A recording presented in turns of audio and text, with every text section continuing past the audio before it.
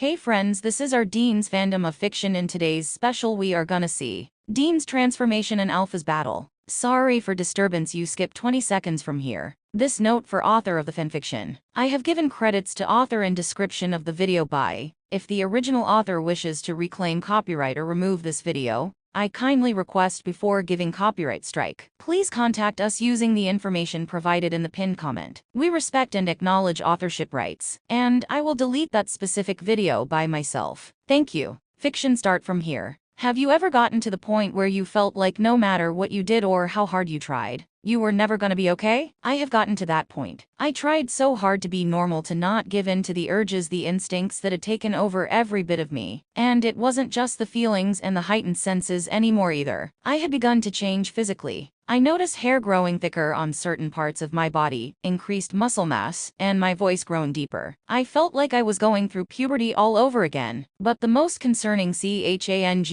and the most embarrassing was the swelling on my manhood. I finally worked up the nerve to ask Reverend Jim about it, and he told me that it was a knot. That all alphas had one, and it was used to lock the penis inside the female's body to ensure insemination. Oh great, I had a fucking knot. Like a fucking dog. The realization that I wasn't entirely human anymore nearly broke me. You can do this, Dean, Reverend Jim said before beginning one of our regular sessions. You're a strong man. Jim had spent the last 2 weeks trying to teach me to control my alpha side, and initially I had been doing well, but I had started to become desensitized to Jim's alpha pheromones. And when he tried to introduce my mate, Lydia, into the lessons, I freaked out and attacked him, thinking he was trying to steal her from me. It was a complete disaster. I think your faith in me is misplaced, Reverend, I groaned, rubbing my face with both hands as I sat on the couch in his living room. This isn't getting us anywhere anymore. In these 2 weeks I hadn't gotten any farther than just letting Lydia in the same room with the older alpha. They could stand in opposite corners, but when he tried to move toward her, my alpha would kick in, and I'd always end up either nearly taking his head off or pressing Lydia even farther into the corner, and covering her with my body, in an effort to protect her from the perceived threat. You're not giving yourself enough credit, Dean. I think you're coming along quite well. I just huffed a humorless laugh at his obvious attempt to placate me. I knew that he was worried about my progress, or lack thereof. You knew this was going to take time, and you knew it wasn't going to be easy. Yeah, I know, I grumbled, staring at my boots. But shouldn't I be getting a handle on this more by now? I mean, it's been over 2 weeks. And I still can't control myself when you get anywhere near her. I slammed my fists down on my knees as I said the last word, and Jim placed his hand on my shoulder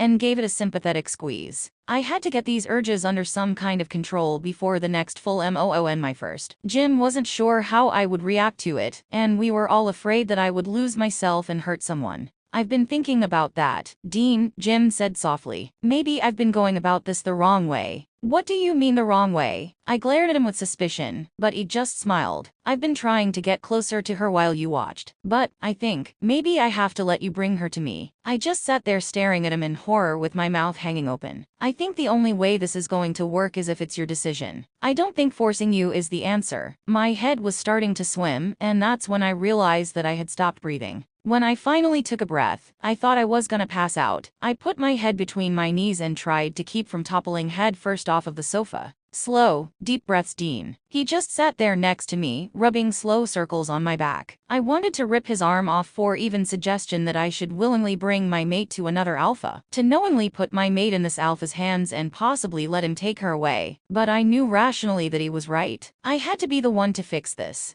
I still couldn't get enough oxygen to speak, so I just nodded. This is going to work, Dean. You'll see, the Reverend whispered. I was having serious doubts. Okay, Reverend, let's give it a shot. He smiled at me, and we both stood up as he called to the person waiting outside the living room door. Okay, Bess, bring Lydia to her starting position. As Bess opened the sliding door, Jim moved to his usual spot in the far corner of the room. Gart's wife smiled at me as she walked Lydia to the opposite corner from the other alpha. My instinct to flee with her shot through the roof. Realizing that this session was going to be the hardest one so far had me on edge. Thank you, Bess. Good luck, Dean. You can do this. I knew she had to have been listening, but I don't think I would ever get used to it. My anxiety only got worse when I heard the door slide closed with a soft click. Okay, Dean, go join your mate. I walked to her and hugged her tight. trying to reassure myself that I was doing this for her. Whenever you're ready. I breathed a heavy sigh and stepped back to look at her face. I expected to see fear and anxiety there, but I was surprised to see a warm smile and confidence in her eyes. Bess is right, Alpha, she whispered softly. You can do this. I believe in you. She stood up on her tiptoes and pressed her lips to mine in a gentle kiss, and grabbed my hand as she pulled away. Okay, let's do this. I turned to face Reverend Jim,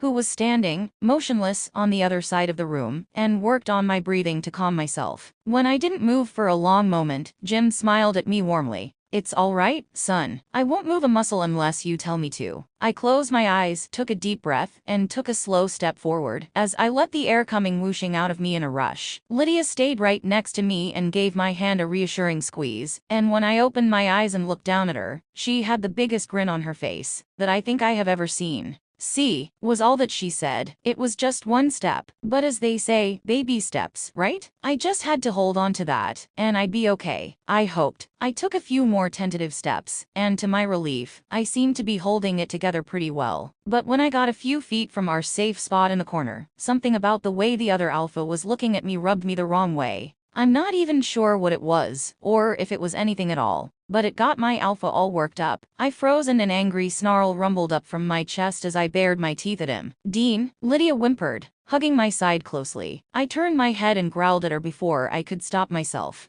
Dean, the older alpha snapped at me. Focus on me. When I turned back to confront the other male in the room, he had his head lowered and his eyes fixed on the floor. That one submissive gesture made the roar that I had been about to let loose die before it started. I grabbed Lydia, and she yelped when I yanked her back into the corner. I just stood there trembling with my eyes closed, and my arms wrapped tightly around my omega. I'm really sorry, Reverend. I panted. Lydia, I'm so sorry. It's all right. Dean, Jim whispered. You did great for your first time. I wish I could be as optimistic as he seemed to be, but all I felt was exhaustion taking a hold of me and my legs giving out. I slid down the wall in the corner, taking Lydia with me, just trying to chase away this tiredness that threatened to overwhelm me. My last thought before passing out was, baby steps. I laid awake for a long time that night, staring at the wall with Lydia curled up against my chest and her head tucked under my chin. I couldn't stop thinking about everything that happened earlier that day during the last session with Reverend Jim. Having to willingly bring my mate to another alpha had been the hardest thing I'd ever had to do in my life, and I had only made it a few feet from the corner before I freaked out and ended up growling at her. I squeezed her a little tighter to my chest as the guilt washed over me. Until that moment, I had never acted with any aggression toward her, and it scared me to think that I might do it again, but next time it might not be just an angry snarl that I launch in her direction. Could I, in good conscience, put her in any more danger? Alpha? Are you alright? I looked down and saw Lydia's big, dark eyes staring up at me in the darkness. My eyesight had become so keen that I could see her clear as day even in near pitch blackness. Lydia, I'm sorry I woke you, I whispered. Go back to sleep. She ignored my apology and just continued to stare at me. I could see her worried eyes searching mine for the cause of my distress, the distress that she could smell coming off of me. You're afraid. It wasn't a question, just a simple stated fact. I hated that I couldn't hide my feelings from her no matter how hard I tried. I looked away, avoiding the look of sympathy I could see in her gaze. Sympathy that I didn't deserve. I growled at you, Lydia, I croaked as I continued to stare into the darkness over Lydia's head. I could have killed you. I heard her let out a tired sigh, and felt two small hands grab me by the face. They pulled me down until I was forced to meet her eyes again. I trust you, Dean, she whispered, pulling my face in further for a gentle kiss. I know you'd never hurt me. I wish I had as much faith in me as she did. I doubted myself, my decisions, my motivations, everything. Every second of every day, it was getting harder and harder for me to trust myself around everyone. Just last week I had nearly taken my own brother's head off when he laughed at something Lydia said, and my alpha hormone-soaked brain imagined that it saw lust in Sam's eyes. Since then, I had refused to see him, not because I thought he was trying to steal my mate, I knew he wasn't, but because I didn't want to see the fear and accusation in his eyes. But I don't trust me, I whispered back. I keep hurting everyone around me, everyone I care about. That's not true, Dean, Lydia protested. Nobody blames Yes, they do, I said, my voice beginning to rise in volume as I got more agitated. You don't see the looks I get from everyone, like they're standing next to a ticking time bomb, and they're just waiting for me to go off. I can't take it anymore. I can't. Lydia leaned in quickly and pressed her lips hard against mine. Before I could finish my rant, she shoved me onto my back and crawled on top of me, before I could even think about pulling away, which, I'll admit, was the last thing on my mind. When she finally pulled back, she was panting hard, and there was this strange, almost feral look on her face that I had never seen before. Lydia, she put a finger up to her lips and shushed me, that wild expression never leaving her face. Stop thinking and just let me take care of you for once, okay, Alpha? All I could do was nod my head. I was too shocked to process words. Lydia had never acted so dominant with me before. She had always been the submissive little Omega when it came to sex, and this new side of her was all kinds of hot. She grabbed my wrists, pulled them over my head, and pressed them into the mattress. Keep them there, she said in a low growl. That rumbling noise from deep inside her went straight to my dick, which was hardening fast. If you move, I'll have to punish you, understand? I nodded frantically, keeping my eyes glued to hers. She frowned disappointingly at my response. I need to hear you say it. Her tone had become aggressive and my breathing hitched in arousal. I understand. Lydia nodded and let go of my wrists. Lydia leaned into my neck, sticking her face up against the skin just below my ear. She pulled in a deep lungful of air through her nose, and when she let it out, the sensation of the hot air against my skin was so intense that my back arched off the bed involuntarily, and I gasped. What did I say about not moving? Lydia growled, grabbing my chin. Do I need to spank you? Oh, God. Yes, please spank me, I thought wildly. By now my dick was so incredibly hard that it almost hurt, straining against the fabric of my boxer briefs. And no, I'm sorry, I whispered instead. I was riding the ragged edge as it was, and I don't think Dean Jr. could hold out through a spanking. I'd end up jizzing in my pants like a sexually frustrated teenager. I'll be good. Lydia smiled playfully and ran her fingers over my bare chest and down my belly. The touching, the scent of her arousal,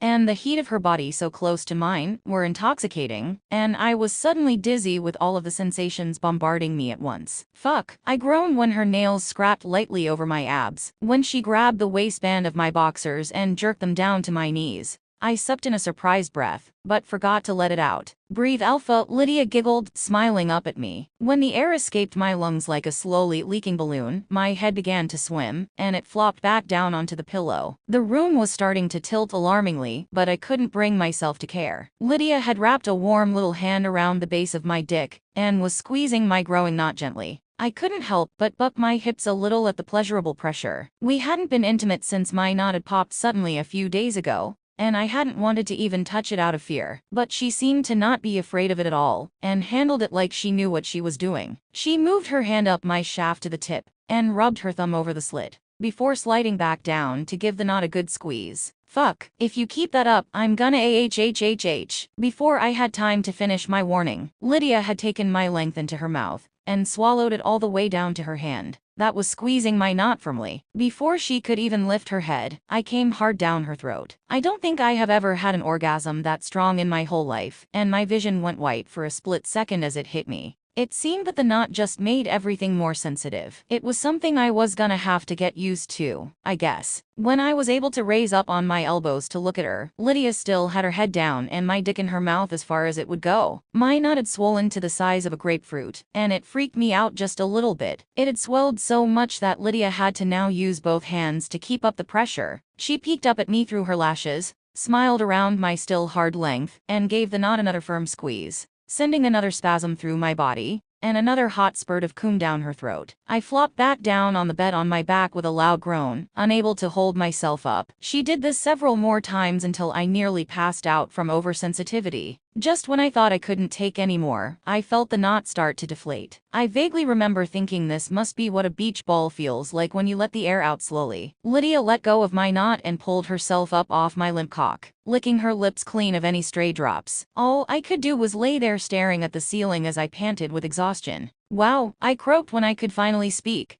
Wow. Feel better? Lydia asked with a smirk crawling slowly up my body. You have no idea, I panted. How did you learn how to do that? She froze, a look of discomfort darkening what had been a happy smile. What is it? She sat up and crawled out of my lap to sit cross-legged beside me. I'm sorry, did I do something? No, she blurted out, cutting me off. You didn't do anything wrong, Alpha. It's just she began to fidget and pick at her fingernails, trying not to look me in the eyes. I sat up and put a finger under her chin, raising her head, so she had to look at me. Please tell me what's wrong, I whispered. Please? There I was begging again. Oh well. My mother taught me. I just stared at her in shock with my mouth hanging open. Your mother taught you that? I asked when I could speak again. She just nodded, looking away again. Please, I just want to understand. Is that a normal thing? Yeah, kinda. She was still uncomfortable talking about it, but I could tell she was trying for me. I'm an Omega, Dean. We are pretty rare. Yeah, I know. Kate explained it to me. I tried to be patient with her and stay calm, but my curiosity was hard to keep restrained. Omegas aren't made, they're born, right? Yes, but even then, Omegas aren't very common. When one is born, it is celebrated by the whole pack. Do you know why? Because alphas want them for mates, I said tentatively. Exactly. She gave me a sad smile and looked at her hands in her lap again. I'm not sure I follow, I said in confusion. What was she getting at? There is only one alpha in a pack, Dean, and my father was the alpha of our pack. The more she spoke, the more confused I got. Can you please get to the point, Lydia? I snapped a little too harshly. This beating around the bush is giving me a migraine. My point is, Dean, that I've known since I was old enough to understand that I would be given to the alpha of another pack. My father was hoping it would get us aligned to a pack strong enough to help us fight Lucius and his pack, but there wasn't enough time. My heart broke for her that for her whole life, her only purpose was to be mated to the alpha of another pack that could help them fight their enemies, to be used as a bargaining chip. The more I thought about it, the madder I got. So your mother taught you this stuff to what, please, a man you've never met and would probably never love? I snarled angrily. Lydia bit her bottom lip and nodded again as tears welled up in her eyes. Fuck, I growled under my breath, my hands balling into fists. But I did it with you because I love you and wanted to make you happy. Not 'cause I had to, she said with a quiet sob. I realized that she thought I was mad at her, and that couldn't be farther from the truth. No, baby, I insisted, hugging her close and rocking her gently. I'm not angry with you. I swear, I'm not. I pulled away slightly and wiped her tears away with my thumb. You're not mad at me, Alpha, for doing that with you and keeping secrets? I could understand why she didn't tell me. It was obvious even to her what my reaction would be. I would be livid, and I was, but not for the reason that she thinks. I'm not mad at you, sweetheart. I'm mad that your pack was going to use you, that they made you believe that that was all you were good for. I hugged her tight again and pulled her down on the bed again. Just as before, I was staring at the wall with my mate curled against my chest and her head tucked under my chin. But this time, I was kept awake by a whole new set of worries. I was so busy worrying about my own issues that I completely ignored my mates. I lay there thinking for a long time before I finally got up the nerve to speak again. So she taught you how to take control like that? Huh? She let out a soft laugh before she wiped her runny nose on the back of her hand. Yes, she whispered. She taught me that some alphas get turned on when their omegas act a little dominant now and then. I was hoping you would like it too. I chuckled and hugged her a little tighter. Damn straight I did. Just talk to him, Alpha, Lydia whispered desperately. He's your brother. He calls here every day wanting to talk to you, and he's downstairs right now refusing to leave until you come down. I sat on the edge of our shared bed and stared at the floor between my feet. I wanted to, more than anything, to talk to Sam, to have his reassurance that I was doing the right thing. But I just couldn't face him after what I did, after nearly killing him in a fit of jealous rage. I can't, I growled in aggravation. He hates me. Of course he doesn't hate you. Why would you think that? She sat down next to me and placed a warm hand on my shoulder. Oh, I don't know, I shouted, throwing my hands up and then letting them fall and slap into my knees. Could it be the fact that I nearly took his head off when I thought he was trying to steal you away from me? Do you really think he would be here now if he hated you? A part of me knew that she was right, that Sam didn't hate me. The real problem was my own self-loathing. I wouldn't forgive myself for my behavior. I didn't deserve to be forgiven. I just don't know if I can control myself anymore, Lydia. I stood up and whirled around to face her as she sat on the bed. I could never forgive myself if I ever hurt any of you. It's like I'm not me anymore. She stared up at me, waiting for me to finish my rant before she let out a heavy sigh. You want to know what I think? Lydia said as she stood up. What? I snapped a little more angrily than I meant to. She didn't even flinch. She just grabbed my face in both hands and gave me a sad kinda smile. I think the only one around here that hates you is you. I snorted out a humorless laugh before I could stop myself, and she stared up at me bewildered. I was like an open book to her. She could read me so easily. What? Nothing, I said, grabbing her and hugging her tight. You know me so well. Of course I do, Dean, Lydia said, hugging me back. I'm your mate. Soulmate, I whispered back. She hummed in sheer bliss at the word and sagged against me. I stuck my nose in her neck and sniffed at the oval-shaped scar on her neck left by my teeth, just below her left ear. It was the only wound she had ever received that didn't heal without leaving a visible reminder. I asked Reverend Jim about it once, and he said that, other than a wound made by a silver weapon, the claiming bite from a true alpha was the only thing that left a permanent mark on a WEREWOLF or lycanthrope, as his pack referred to themselves. I wasn't sure why, but seeing my mark and smelling my scent permanently attached to my mate always calmed me down, no matter how agitated or upset I was. Feel better, Alpha? I smiled with my nose still pressed against her flushed skin. I could smell her arousal, but I had to back off if I was ever gonna get the thought in my head past my lips before it evaporated. Yeah, I'm good. I pulled away from her, and she was looking at me with a mixture of concern and a fair bit of lust. And you're right. I hated myself for what I did to Sam, and I pushed him away because I thought he hated me too. I couldn't bear to see that look in his eyes, that look that said that I was a monster. Now you know he'd never think that, she scolded. You brother loves you more than anything. You know that. Yeah, I know, I mumbled, looking away. In my head, I did know that, but convincing my heart of that was another matter. Please go talk to him, Dean. He's your family. She stared up at me with pleading eyes. You need him, and he needs you. Yeah, okay. I grabbed her hand as I turned and walked out of our bedroom and down the stairs to the living room. I was so not doing this all alone. I peeked around the corner and saw Sam sitting on the couch, chewing his nails while his right leg bounced nervously. He looked scared, like he had been called to the principal's office for fighting. Lydia was right. He didn't look angry. As I walked in, Sam stood up and wiped his sweaty, shaking hands on his pants. Sam, I said in greeting, nodding at him as I squeezed Lydia's hand. Dean, I'm sorry, Sam blurted, taking a step towards us. I didn't mean to make you think I wanted to.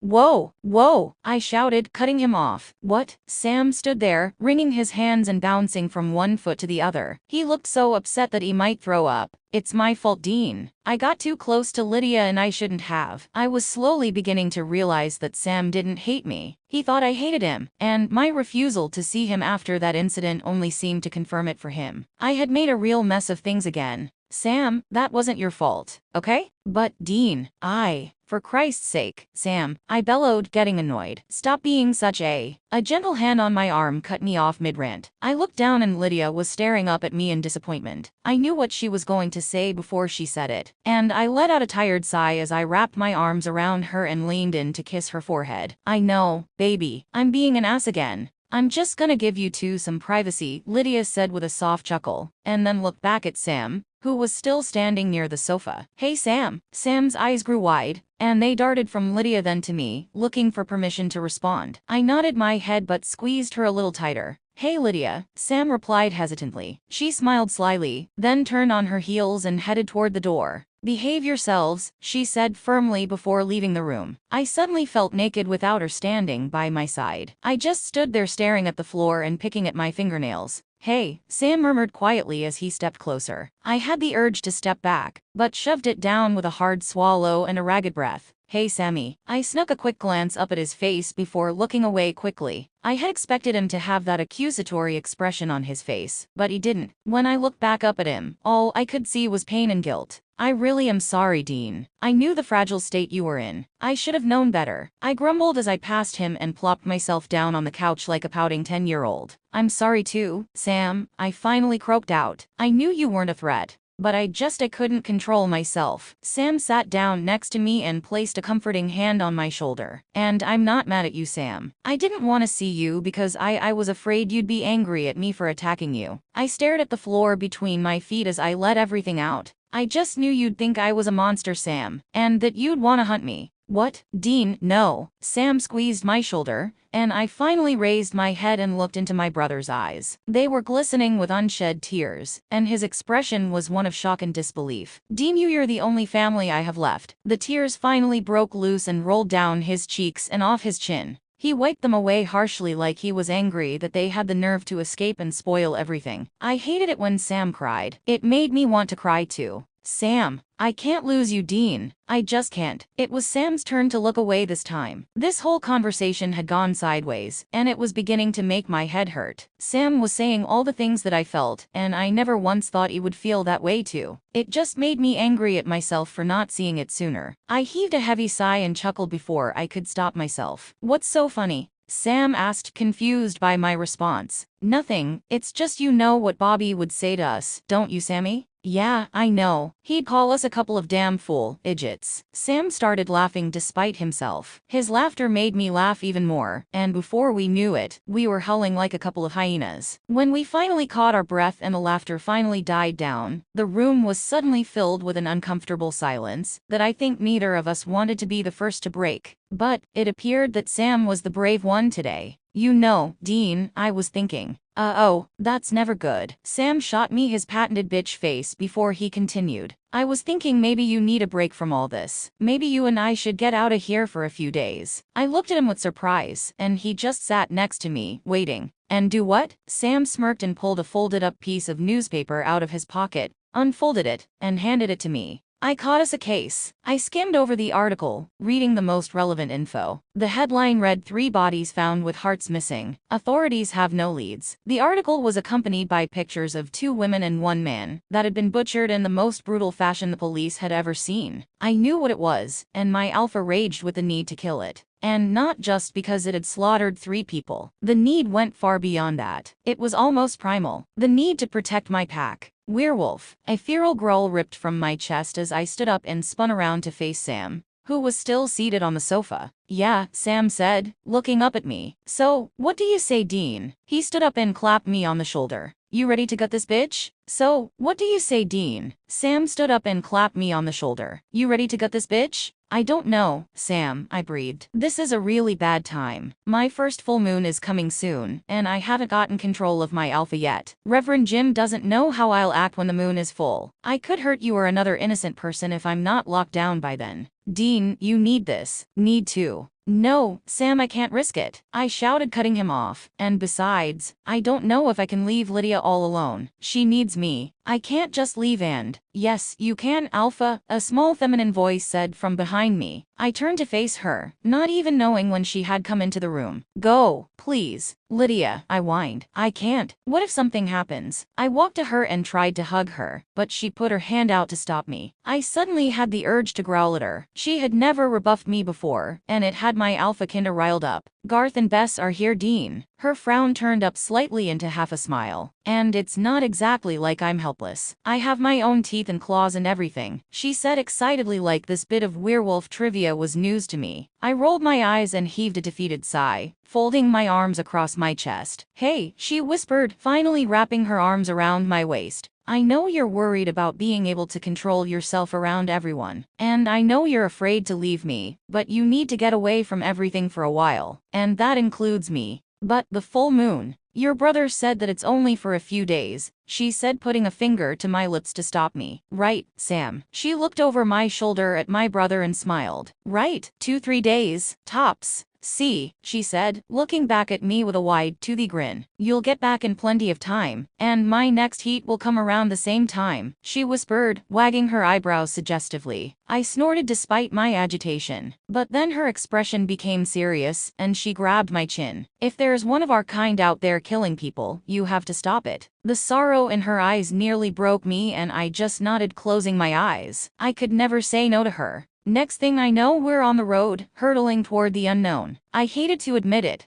but it felt good to be doing what I was good at. But I was still on edge, being away from my mate. If this hunting trip lasted as long as I feared it would be the longest I have ever been away from her. But I needed to get back in the game sometime, right? And the only thing that was keeping me going right now was the knowledge that very soon I would get to gank something. As usual, Sam sat in the passenger seat, typing away on his laptop. The tapping was getting on my already frayed nerves. I wanted desperately to turn on the radio and drown out the noise, but I just knew that as soon as I did, Sam would have something important to say about the case. And just like clockwork. So get this. Sam sighed as he stared down at the screen. There's been another attack. I hacked into the local police servers, and he paused, and I glanced over just in time to see his face scrunch up into what looked like disgust. What? What is it? I tried to keep one eye on the road and one on him. I knew from that newspaper article that the murders were brutal, but this Sam seemed to turn green before my eyes. That bad?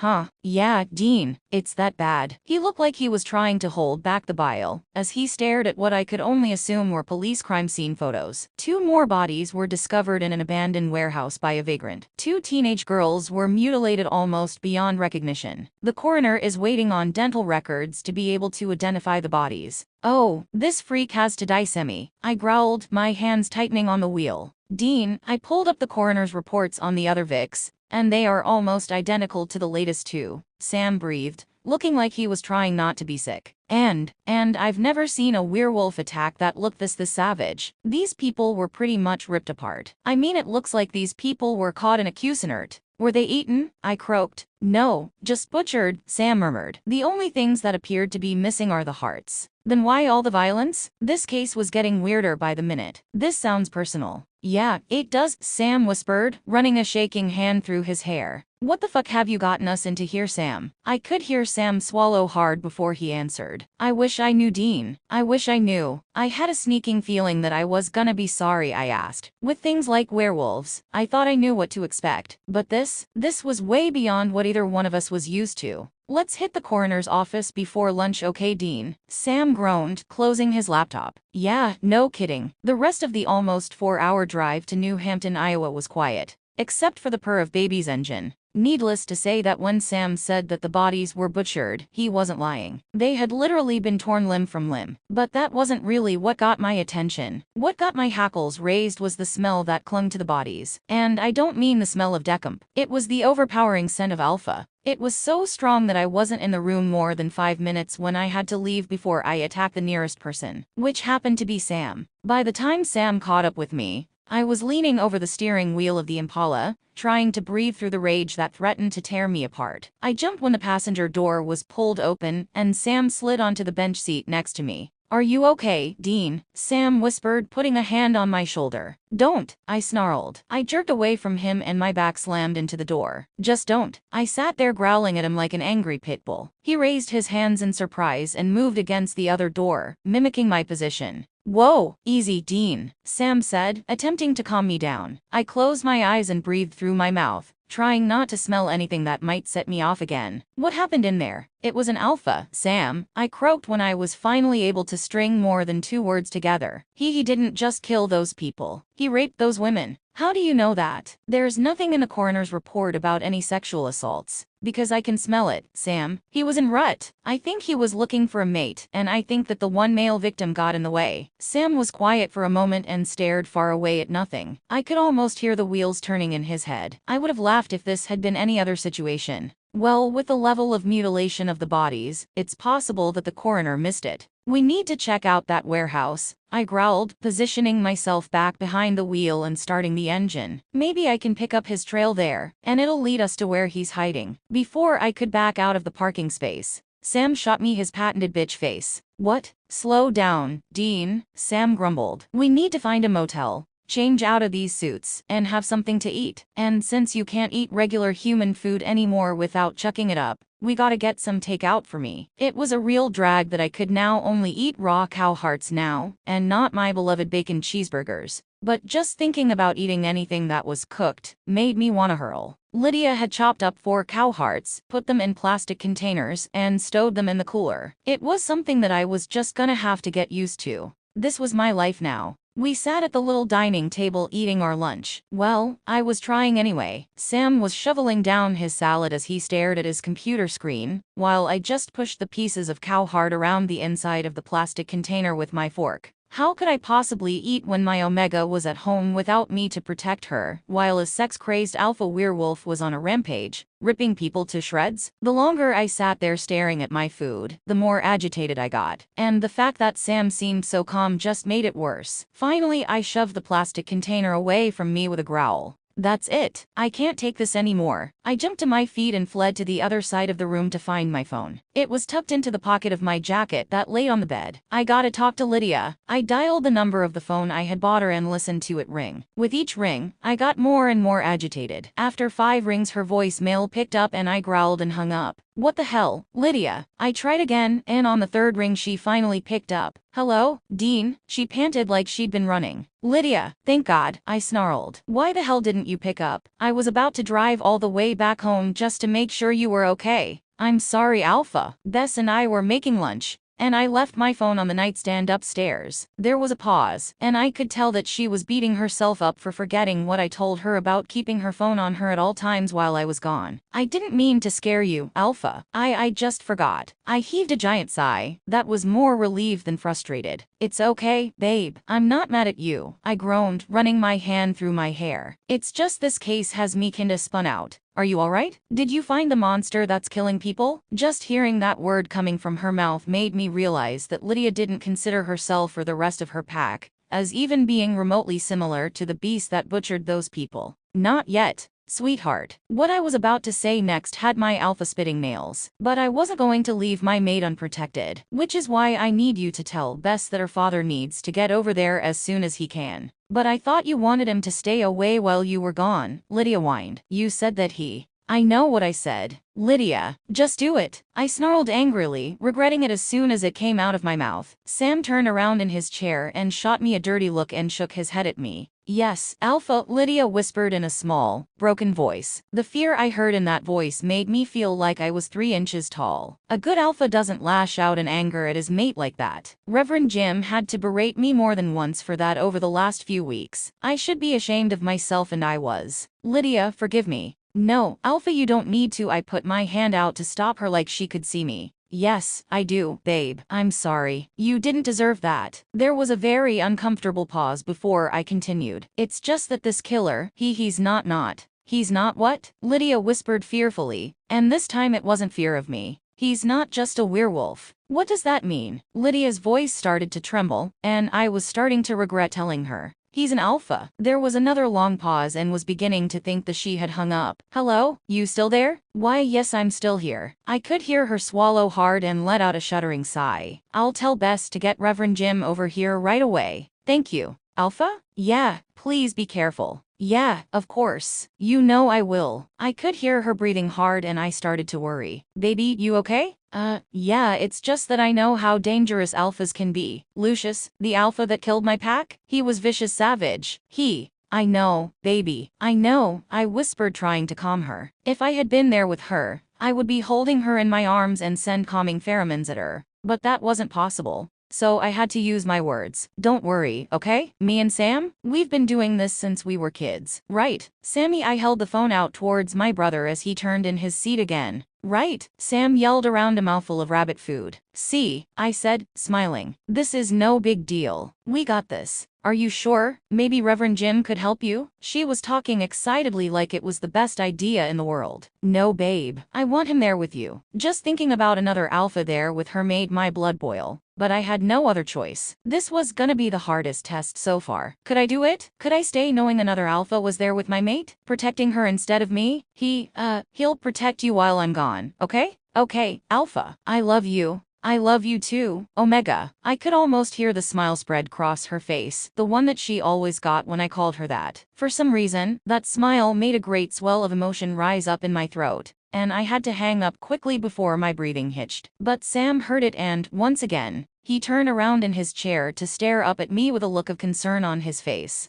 Everything all right on the home front? Yeah, Sammy. Aces. He gave me that look that I knew all too well. That look that said you're full of shit and you know it. Look, I just had my mate send for another alpha, because I can't protect her myself. How do you think that makes me feel? Like someone just kicked you in the balls? I thought Sam was joking, but when I looked back at him, he was deadly serious. He didn't know just how close he was to the truth. More like cut them off. Sam sighed and turned back around in his chair to face his computer. Come back over here and eat. You need your strength. He turned his head and looked at me out of the corner of his eye and smirked. Or do you want me to call a certain she-wolf back and tell her you're being a bad boy and not cleaning your plate? I rolled my eyes and stalked back over to the table, grabbed the container with the dice hard, and started shoveling it down. Yes, mother, I said between bites. Pulling up to the abandoned warehouse was like stumbling onto a ghost town. When we got out of the car, it was eerily quiet except for the wind, causing a loose piece of aluminum sheeting to bang against the side of the building. The red police tape, sealing the door, was like a predictor of the bloody scene we were sure to find inside. Sam pulled his folding knife from his pocket, cut through the tape, and reached for the knob. I put a hand on his shoulder before he could push open the door. Sam, yeah, he said, turning his head to look at me over his shoulder. Before we go inside, I need to talk to you about something. Sam turned around completely and stared at me curiously. I know it's gonna be a bloody scene in there, and the smell that alpha stench is gonna be everywhere. I was already starting to bow up and pant through my nose. Just the thought of smelling that monster again had my alpha enraged. It's okay, Dean, Sam whispered. He put his hand out like he wanted to touch my shoulder, then thought better of it, and let it drop to his side. I can go in alone if it's gonna be too. No, I barked, cutting him off. I need to do this. I have to this. Just keep a few feet between us, and if it looks like I'm gonna lose it, get the hell out of there. Okay, Dean. He turned to the door again, but I grabbed his arm. I'm not finished, I growled, spinning him around. Your gun's loaded with silver rounds, right? Yeah, you know it is. Sam looked at me with a confused expression. What about it? If you can't get out and I attack you, you know what to do. When he realized what I was telling him, Sam's expression morphed into one of shocked horror. He pulled his arm out of my grip and took a step back, running into the door. Are you crazy, Dean? I'm not shooting you. No way. He had the nerve to look at me like I was insane. I snarled and lunged at him, pinning his shoulders to the door. His instincts for self-preservation kicked in, and he started to struggle to get away. But since all this alpha stuff happened,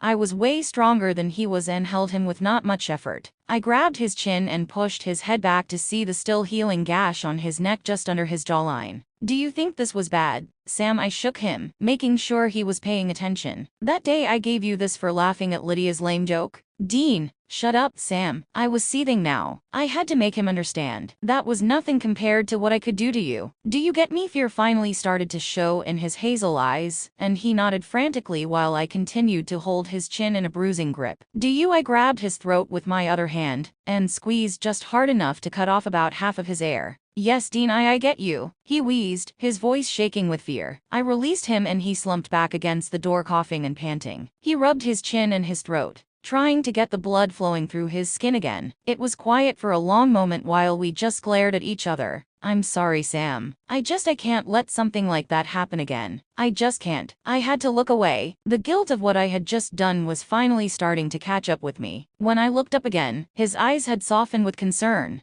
I know, Dean. I understand, he said, finally looking away too. He didn't say that he was agreeing to shoot me. I knew that he wouldn't. That acknowledgement of my feelings would have to be enough. He stood up and straightened his clothes before he turned and opened the door. From my spot behind my brother, the interior was dark, and a cold rush of stale air came rushing out and hit me in the face. But that air was also carrying the smell of blood, sex, and alpha werewolf so strong that I was nearly knocked over backwards. I had to consciously remember to breathe through my mouth. It helped some, but the taste of blood and alpha on my tongue was almost as bad as the smell. Sam pulled a flashlight out of his jacket and clicked it on. For a moment, all that I could see were the dust motes swirling around inside the beam of the light, until my keen werewolf eyes adjusted to the darkness. Forget your flashlight, Dean, Sam said with a grin as he turned and shined his light at my face. I growled and threw my hand up to shield my face. Dude, I didn't need one until you just blinded me. Whoa, what is it? I grunted, turning around, thinking that there was something behind me that I hadn't noticed when I walked in.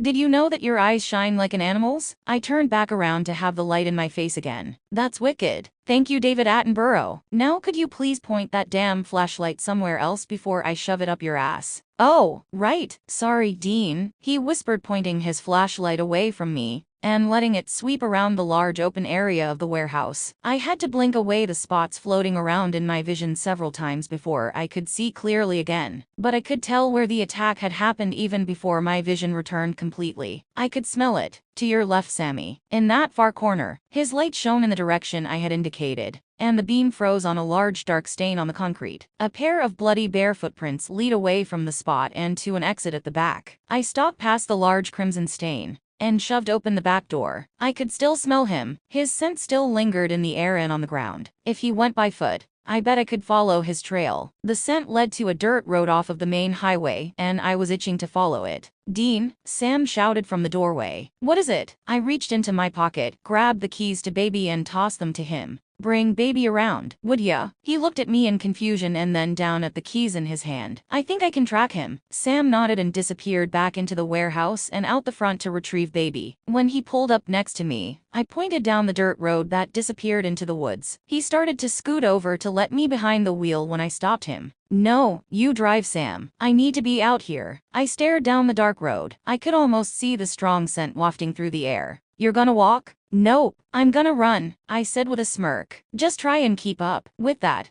I took off at a dead sprint, keeping the scent in front of me. It was the most exhilarating experience of my life, flying as fast as my legs could carry me without even getting winded. Was that normal for a werewolf? Or just me? I had to let the thought go or I get off track. Had to keep my head in the game. The scent veered off of the dirt road and onto an almost hidden driveway that led to a small farmhouse, tucked back in the woods. Anyone else would have missed it for how thick the woods were here. Sam had to skid to a stop and back up. It was so well concealed. I stood there staring at the house as baby stopped in the dooryard. Sam got out of the car and stepped up next to me with a wide grin. Nice leg there, Prefontaine. Sam cheered, clapping me on the back. Who? I asked, confused. Steve Prefontaine? The long-distance runner. He stated like I should know this. The runner who from 1973 to 1975 set American records at every distance from I just stood there shaking my head. Never mind. Nerd, I muttered under my breath as I moved toward the house. Sam followed as I crept quietly up the stairs. Is he here? Sam whispered. I don't know, I whispered back. His scent is all over this place, but I can't tell if he left. If he went by car, he could be long gone, and I wouldn't know one way or the other. Great, Sam grumbled. At that moment I heard something faint but steady. A slow, rhythmic thump-thump sound that I recognized as a heartbeat. I heard it all the time now from the people around me. Usually I was able to block it out and ignore it, but this one wasn't coming from Sam. It was coming from farther away from inside the house. I put a finger to my lips to shush him and pointed at the door. There's someone in there, I mouthed to him. He looked at me, then at the door, and nodded. He pulled the gun out of the back of his pants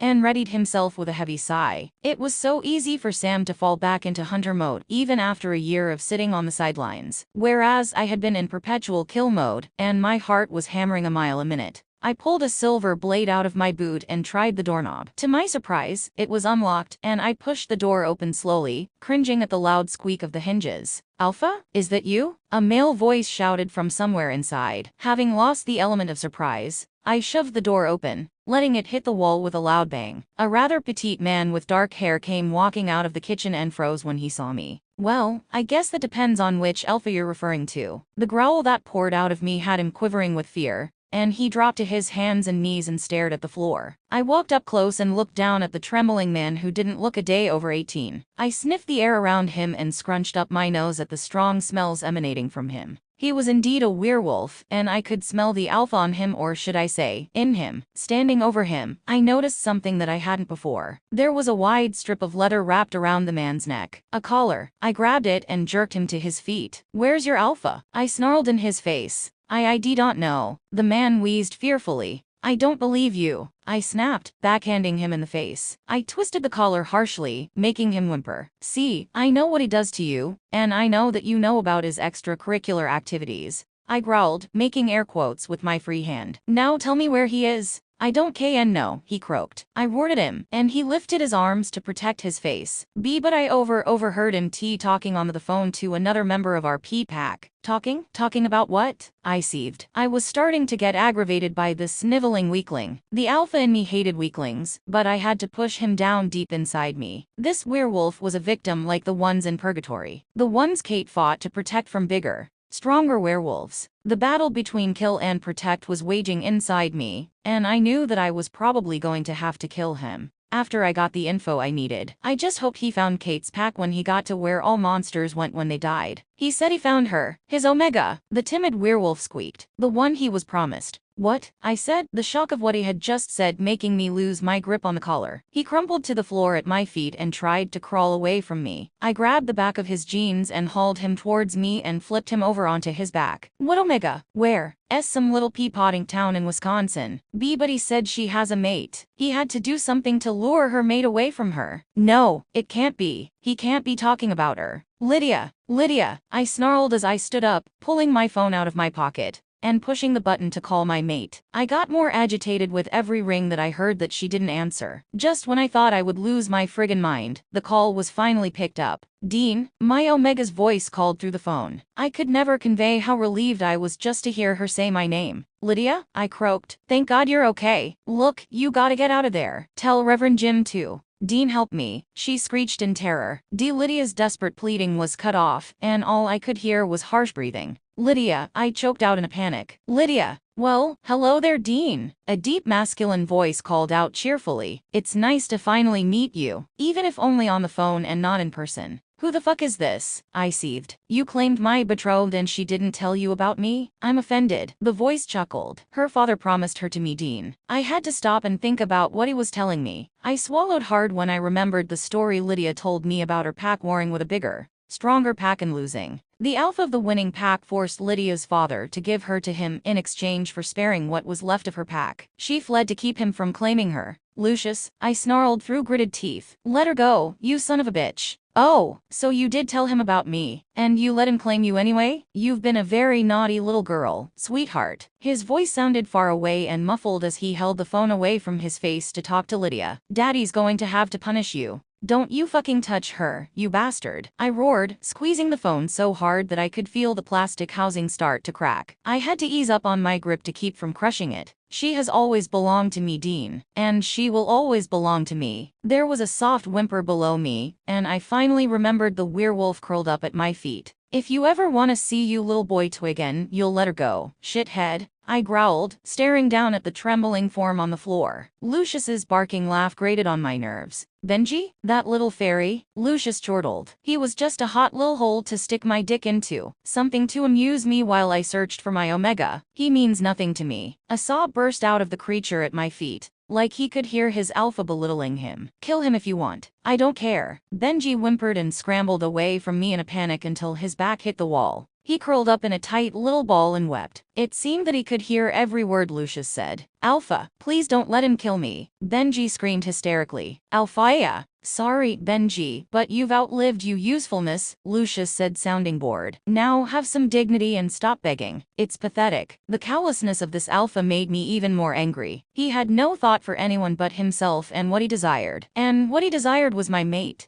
You really are a dick, you know that? I spat into the phone. He's a member of your pack. I found him wandering alone through my territory. He's not a member of my pack, Lucius said bluntly. I planned to kill him, but he had such a pretty face, so I kept him for when I needed to scratch the itch. He was never really that good a fuck anyway. You sorry sack of shit, I breathed. I will kill you. Will you really, Dean? Lucius snickered. You and what army? You and your brother. The weak little human? I've already taken down one alpha today, Dean. I don't think an alpha pup and his human brother will be a problem for me. What? I croaked. You killed Reverend Jim? He got between me and my Omega. His voice had suddenly become cold and bitter. No one keeps me from my Omega. My Omega! I roared at him, spitting with rage. I heard glass breaking and looked down at my phone to see a giant crack in the screen running from one corner to the opposite corner. Careful, Dean, he warned in a sing-song voice. If you break your phone, you won't know where to meet me. Meet you? You want me to meet you? Well, okay, course I do, Lucius said, sounding surprised by the question. How else am I going to claim my Omega? Her current mate must die. The only alpha that's going to die is you. I was breathing heavily through my nose, trying to control my temper, but it wasn't easy. I'm really going to have fun with my Omega, Dean, Lucius sang, completely ignoring my threat. Gonna fill her belly with my pups. Gotta replenish my ranks. All but 3 of my packmates have been killed off over the years because of hunters like you. That number's gonna be down to 0 pretty soon, pal. Lucius just snickered again. In 1 week, when the moon is full, you'll meet me at the cabin where Lydia died. The breath caught in my throat when he mentioned the place I never wanted to think about again. How do you know about that? Who do you think caught her, Dean? He laughed again. Members of my pack found her and were supposed to keep her safe. But a hunter took her from me before I got there. Before I could claim her. You're breaking my fucking heart. I spat. It did hurt my heart to imagine being in his place, but I couldn't let him know that. He had to believe that I was a hard-ass alpha that couldn't be baited. But I think that ship sailed ages ago.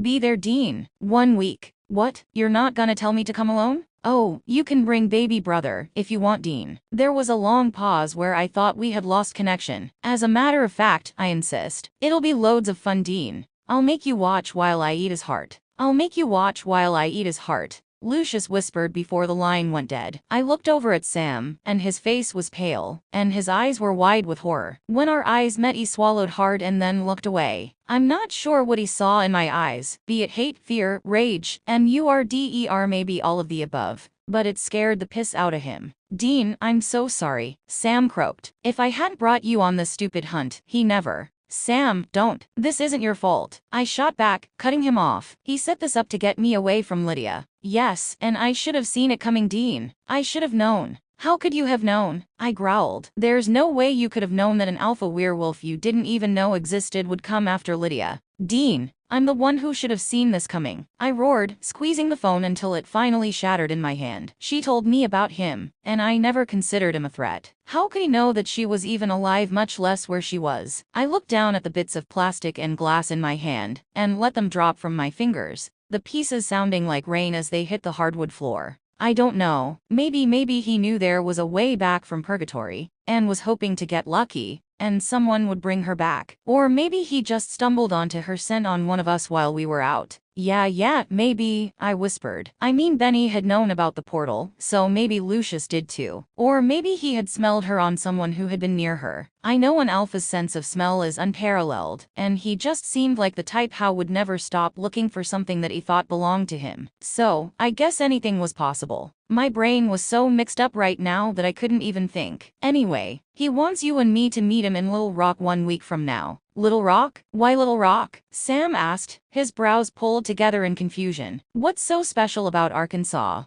That's where Lydia died. I looked away and wiped at my wet eyes before any tears could fall. Oh, Sam whispered. I'm sorry, Dean. I didn't mean to. No, Sam, it's okay. I turned to look at him, and he was staring at his boots, fiddling with the barrel of his pistol. I sighed and made the decision to tell him Lydia's story. She had told me her secrets in confidence, but I felt that if Sam was going to risk his life for her, he deserved to know why. Lydia's pack was at war with Lucius's pack and lost. He slaughtered most of her pack, including her mother. Lucius gave her father a choice. Give Lucius his daughter or watch the rest of his pack be wiped out. Shit, Sam murmured softly, not knowing what else to say. She told me what a sick bastard he was, Sam. He hunts people for sport, not just food. But now I see it goes well beyond his treatment of humans. There was a long, uncomfortable pause before I continued. She ran not knowing what would happen to her pack. She just knew that she couldn't let herself be claimed by that sick fuck. She did what she felt was best for her, Dean. Oh, I know that, Sammy. But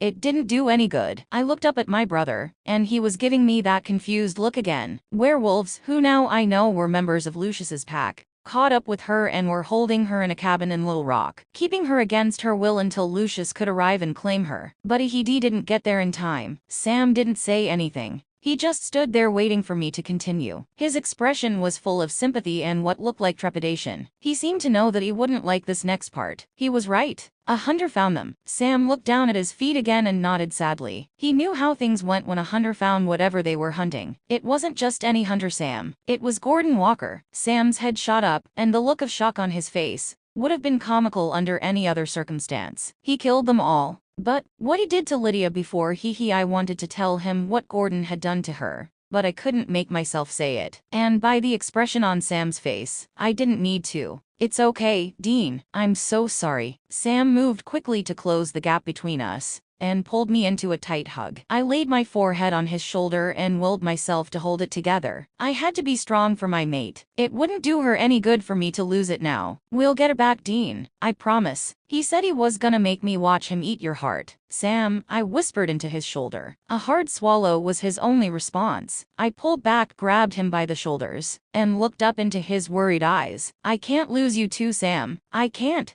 Dean, we have a week, okay? We'll figure out what to do. He didn't seem to get the gravity of the situation that we were in. Just talking to that prick on the phone told me all I needed to know about him. Lucius was a sadistic monster who didn't care who he hurt, as long as he got what he wanted. You don't get it, Sam. He killed Reverend Jim, a strong, experienced alpha. I snarled in frustration. I haven't even come close to being able to control whatever this is. I waved my hands up and down at myself. I seriously doubt I'll stand a chance. And then I waved my hand in his direction. And you're just what, Dean? He looked a little annoyed as he glared back at me. Human, okay. I spat and then I lowered my voice to almost a whisper as I continued. You're human. He's gonna carve you up like a Thanksgiving turkey. Maybe not, Sam said, a smirk settling onto his lips. What's that supposed to mean? I snapped. There's one way to maybe level the playing field a little. He didn't expound, and it was seriously irritating me. What the hell are you talking about, Sam? I growled. Level the playing field? How? You could turn me. My brain shorted out for a few seconds before I could even process what he had just said. And when it came back online, his words were like a punch to the gut. That's when I stopped breathing. You want me to what? I croaked after I could think enough to speak. Have you lost your fucking mind? Do you want her back or not, Dean? Sam grumbled, crossing his arms over his chest. Because I don't see many options here that don't get us both dead. Sam, I'm not gonna make you a monster. Sam raised his eyebrows at me in shocked surprise. Is that really what you think you are, Dean? I know that's what I am, Sam. And I'm not gonna damn you to my fate. I was screaming at him now, and he took an involuntary step back. I didn't want him to be afraid of me, but I had to make him see reason. He so did not want this. You are not a monster, Dean. Don't ever think that. The pained look on Sam's face was all it took to make me look away. It was like I had called him the monster instead of myself. You're a hero, you're my hero. That made my eyes dart back up just in time to see the wide grin spread across his face. What? Well, yeah, Dean, Sam said with a shrug. You've been my hero since I was old enough to pick up a machete. You know that. His admission left me speechless for a moment, and I just stood there with my mouth hanging open. You better close your mouth, Dean, Sam laughed. Before you start drawing flies. My mouth slammed shut audibly when my teeth clicked together, and Sam laughed out loud again. Shut up, you Sasquatch, I snapped. Anyway, we gotta go check on Garth and Bess. I turned, looked down at the werewolf still cowering at my feet, and pulled the gun out of the back of my jeans. No, please don't kill me, Benji screamed pathetically. Please, Alpha, I'll do whatever you want. He scooted up close to me on his knees and reached for my belt, trying to unbuckle it. I can make you feel good, Alpha, he whispered. Let me please you. With a disgusted look on my face, I stepped back and slapped his hands away from my crotch. Look, buddy, it's nothing personal, but you kill people for food. That makes you a monster in our book, so I gotta put you down. The man started blubbering as he crouched on all fours on the floor. Hey, look at me. His face shot up to look at me with what looked like hope in his eyes, that I had changed my mind. When you get to purgatory, look for a pack that's led by a small, blonde woman named Kate. She helps people air werewolves like you. Ones that have been, taken advantage of. His expression fell, but he seemed to be resigned to what was going to happen. I'm sorry, I whispered, raised my gun, and pulled the trigger. Dean, Sam started to say something, but I cut him off as I stalked past him and out the door. Let's go, I growled. I know Sam wanted to talk about turning him, but after what I just did, I didn't really want to talk anymore. Sam seemed to pick up on my mood and didn't push. Yeah, okay. The majority of the ride back to Garth's place was silent, and I knew that Sam was itching to start yapping. But even the radio playing didn't stop him this time. He let out a heavy sigh and reached up and shut off the radio. Hey, you know the rules about the radio, dude. When I looked up at him, he was just staring at me. When he finally started talking, what he said took me completely by surprise. I've never heard you say that before. You've never heard me say what? I'm sorry. What? I grumbled. I had no idea what he was talking about. Before you ganked that werewolf back there, you said I'm sorry. You've never done that before. Great. Now I was gonna have to tell him about that conversation with Kate and about the nature of her pack. I hated this story. Every time I thought about it, the guilt over the way I treated Kate when she was alive would dig into me a little deeper. You remember me telling you about meeting up with Kate and her pack in purgatory, right? Yeah, you said that she helped you get away from Luther and find the portal. Yeah, well, that was only part of the story. What do you mean, Dean? Sam looked confused and even a little hurt that I hadn't been completely open about my time in that godforsaken place. Kate and I talked about how she got there and about her pack. I paused to collect my thoughts and my hand tightened on the steering wheel. She was abducted by another werewolf. He raped her over and over again. I stared out the windshield as I spoke, trying to hold myself together. I knew that if I looked at my brother, I wouldn't be able to. As her heat got closer, she knew what would inevitably happen. She couldn't let herself get pregnant by that asshole, so she did what she had to. She killed herself, Sam choked out. She chewed open her wrists and kept them from closing back up. I could hear Sam swallow hard, and it seemed like he had the same reaction to the story that I did when Kate told it to me. When she got to purgatory, Kate saw how werewolves that were at the bottom of the pecking order were treated by other members of their pack. What do you mean, treated how? Sam asked. I could hear the tremor in his voice and smell the fear coming off of him, like he was afraid to hear the answer, but couldn't stop himself from asking the question. They're treated the way Kate was and the one I just ganked. Oh, yeah, it kinda changed the way I look at things, I murmured. I get it. Not even monsters deserve that. I don't think Sam could ever truly understand, but I don't think I could ever really explain it, so that he would. And it wasn't just the small, weak ones either, I said. Some of the guys in Kate's pack are bigger than you. Really? I thought the big ones would be at the top of the food chain. Kate said there's always a bigger wolf. The silence became so thick after that I felt like I could drown in it before Sam finally spoke. And when he did, I seriously wished he hadn't. You know, Dean, turning me is the only logical solution. What the hell is logical about me turning you into a werewolf, Sam? Oh, I don't know. Sam spat back irritably. Maybe I might have a chance of not getting my heart eaten. Sam, if I did that, there's no going back. You'll be cursed to eat cow hearts for all eternity, and possibly wolf out during the full moon and kill someone. I can't do that to you. I don't think we have much choice, Dean. So if you won't do it, I'll get Arthur Best to do it. Either way, it's getting done. And just like that, my brother had decided for us both. When we got back to Reverend Jim's house, it was too quiet. It was just after dusk, but all the lights were off inside. This house was never dark, and for the first time since getting back, I felt the cold hand of fear wrap around my throat and squeeze, nearly cutting off all my air. I got out of the Impala, drawing my gun, and ran to the door, panic rising in me. Lucius never said what happened to Garth and Bess. They were my pack. If anything happened to them, I don't. Shit, my train of thought was cut off when I turned the knob and it was unlocked. They never left this door unlocked. Never. I pushed the door open and cringed when it squeaked loudly on its hinges. The smell of blood was overpowering, and I had to swallow down the urge to let my alpha take control. I reached up with a shaking hand and flipped on the light switch next to the front door. Sam ran up behind me, and the noise he made when he looked over my shoulder into the living room was like the air being slowly let out of a balloon.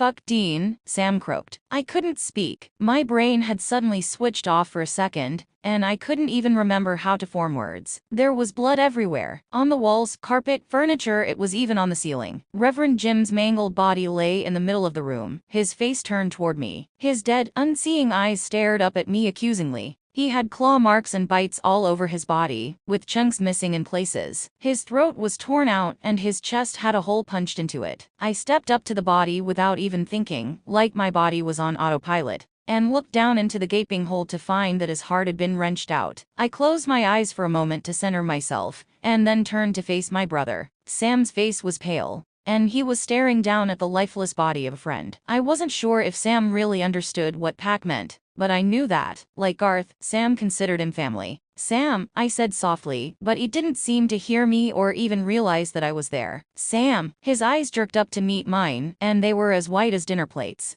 Huh, we gotta find Garth and Bess. I stalked past him and into the dining room, and Sam followed close behind. He ran into me when I stopped suddenly at the sight waiting for us there. Jim's heart was sitting in the middle of the dining table in the crystal bowl that usually held dried rose petals. Bess loved roses. The flower petals had been strewn across the table, making it look like some sort of sacrifice. Maybe it was. This guy is one sick fuck, Sam said, the disgust clear in his tone. Garth, I shouted, making Sam jump. Bess! When I heard a muffled banging coming from the kitchen, I knew where they were. I took off at a sprint into the kitchen and stopped in front of the door to the basement. It was made of 3-inch thick steel, and had heavy-duty iron deadbolts running the whole length of the door. They used it for werewolves that had trouble controlling themselves during the full moon. I started pulling back the locks as quickly as I could and heaved the door back. Bess was sitting at the top of the stairs, while Garth lay across the step with his head in Bess's lap. He was conscious, but just barely. Oh, God. Garth, I growled. You okay, man? I crouched down next to them and looked him over. He was covered in deep claw marks, and he was pale and shivering. I think he'll be okay, Dean, Bess whispered. He just needs more time to heal. She looked past me into the kitchen, searching the room frantically. Dean, where's my father? She looked back at me with pleading eyes, and I had to look away. Dean, I'm sorry, Bess, I said, my voice sounding gruff to me. She stifled a sob, and when I looked back up at her, she had her eyes closed, trying hard not to cry. He caught us completely by surprise. Bess stammered weakly. I'm so sorry, Dean. Hey, no, Bess, this is not your fault, okay? She just nodded without looking at me. How did you get locked in the basement? There was a knock on the door. Garth answered it. He didn't even get the door open all the way before it was shoved open, and this wild, vicious alpha started slashing at Garth. He never had time to react. If it wasn't for my she couldn't bring herself to finish what she was saying. Your dad locked you down here? She nodded and wiped her nose on the back of her hand. We don't even know what he wanted, Bess whined. I do, I growled angrily. He wanted Lydia. Bess gasped, and her hand flew up to cover her mouth. I'm sorry, Dean, a weak voice breathed from Bess's lap. I looked down, and Garth was looking up at me with red, watery eyes. I never should have opened the door. No, man, I groaned. None of this is on you. This is my fault. I should have seen this coming. No, Dean, this isn't your fault either. I felt my brother's hand squeeze my shoulder, trying to comfort me. The only one at fault here is that son of a bitch, Lucius. Who is he? Bess whispered. How did he know about Lydia? That's a long story, I sighed. But first we gotta get Garth to a bed. Sam, can you take Garth to his room? I need to talk to Bess for a minute. Yeah, sure thing, Dean. Sam lifted Garth easily into his arms, bridal style, and carried him out of the kitchen. Now, Bess, I whispered, crouching beside her again. I'm gonna blindfold you and lead you upstairs. I don't want you to peek, okay? The tears started then, and a desperate sob poured out of her. Hey, I put a finger under her chin to make her look at me. Do you trust me? She nodded as she continued to pour out her grief. You don't want to remember him like that. I pulled the bandana out of my back pocket and tied it over her eyes. You just need to take care of Garth, okay? Sam and I will take care of everything else. Okay, Bess whimpered. I pulled her to her feet and led her through the house. She started shaking as we walked through the dining room, and I knew she could smell the blood. Dean, she croaked. I can smell. Just keep walking. Bess, I cut in. You're doing great. We're almost there. We made it out of the dining room and into the living room, and a pitiful moan poured out of her mouth as she walked into the same room where her father was lying dead. She seemed to sense that he was there. I turned her toward the stairs quickly and wrapped my arm around her shoulders. Okay, we're at the stairs now, Bess. Take it nice and slow. We began to ascend the stairs together, and I could hear her panting harder and harder with every step we took. Almost there, sweetheart. 2 more steps. When we reached the top, Bess let out a heavy sigh and turned toward her room. Without warning, she took off at a dead sprint, ripping the blindfold off as she went. I couldn't blame her. I wanted to run away too. It took us hours to get Reverend Jim's body out of the living room and clean up the mess. Sam and I rolled him up in the large, blood-soaked rug that he was lying on and carried him out the back door. We would have a proper send-off for him later. The longest part of the cleanup was scrubbing the blood off of the walls and ceiling. The spray was so fine that the walls looked pink from a distance. I played hell trying to get it off the wallpaper. There wasn't much we could do about the furniture, but cover it with sheets until it could be replaced. I think that's the best it's ever gonna get, Dean, Sam said as he threw the last sheet over the lavesiette. How do you want to handle the Reverend's service? A straight-up public funeral? Salt and burn? What? He turned and looked at me, and I had to look away. Why was he looking to me for answers? I didn't want this responsibility, but I was the alpha of this pack now. Sam wasn't a werewolf, but he seemed to sense the shift of leadership in the pack hierarchy anyway. Probably a private salt and burn, but I wanna run it by Bess anyway. I rubbed my palms over my face and headed for the stairs to talk to her and to check on Garth. He looked terrible when I saw him last. I hoped he would recover. I didn't think Bess could handle another loss right now. I knocked softly on the bedroom door and stuck my head in when I heard Bess invite me in. "Hey Bess, how's our patient doing?" Bess was sitting on the edge of the bed wiping Garth's sweaty forehead with a wet washcloth. "He's running a fever," Bess whispered, pushing his damp hair away from his face. "Do I need to get something to bring the fever down?" I asked, concerned for my friend and packmate. He was my responsibility now. "Thank you, but no. It's normal for lycanthropes to run a fever when trying to heal themselves from severe injuries." She turned and smiled at me before returning to wet the cloth in a basin on the nightstand, then wring it out and lay it across his forehead. "He'll be as good as new in a few days." "Bess, I'm sorry I brought this on you." Bess stood up, turned to face me, and put her hands on her hips. Her head tilted to the side, and she shot me a perturbed look, narrowing her eyes. "What? Now, Dean Winchester, you stop that right this instant." She stopped toward me, and I took a step back thinking she was gonna let me have it. Not that I didn't deserve it, but instead of hitting me, Bess wrapped her arms around my shoulders and pulled me into a tight hug. "We're family, Dean," she whispered in my ear. "We don't turn away family." She kissed me gently on the temple before pulling away, walking back over to the bed, and sitting down next to her mate again.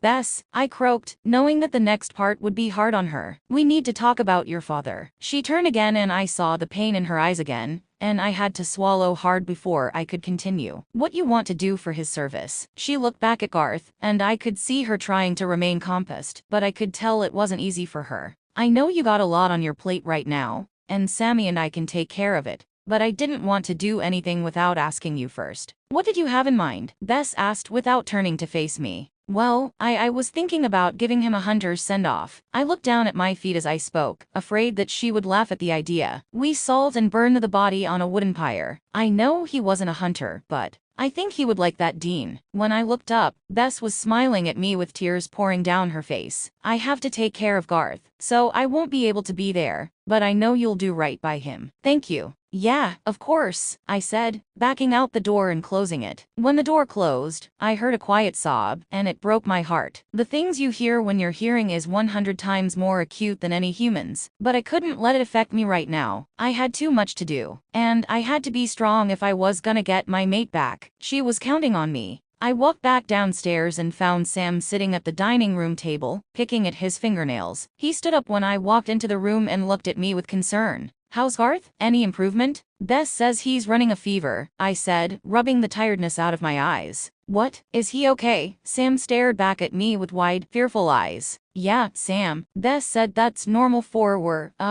lycanthropes." I was never gonna get used to that word, to run a fever, when they're trying to heal from bad injuries. She said he'd be okay in a couple days. "Oh," Sam said with a relieved sigh. "That's good to hear." "Yeah, but that means you and I are gonna have to take care of the funeral for Reverend Jim. Bess can't leave Garth right now." I started toward the back door and Sam followed, but I turned around and stopped him short. I reached into my jacket, pulled out my keys, and tossed them to Sam. He looked from me, to the keys, and back at me again with a confused look on his face. "Do me a favor and pull baby around to the back of the house, okay?" "Yeah, okay, sure," Sam breathed, before doing an about-face, moving through the kitchen and into the foyer. I didn't move until I heard the screen door slam. I sprinted through the kitchen and up the stairs to my and Lydia's room, and pulled open the top drawer of my dresser. I dug through the socks and underwear until I found the little velvet bag that I was looking for. That little black bag brought back the memory of the night Reverend Jim gave it to me. "These are for you and Lydia, Dean," he said one evening while we were all getting up from the dinner table. We had just finished a giant meal of cow hearts, and I was picking up our plates to take to the sink. It was my and Lydia's turn to wash the dinner dishes. He handed me 2 small black velvet bags, and I looked up at him in confusion. "What's this?" I asked, handing one to Lydia. "Why don't you open it and see?" He just sat in his chair at the head of the table, and waited with a wide grin on his face. Shrugging, I pulled on the little silk string.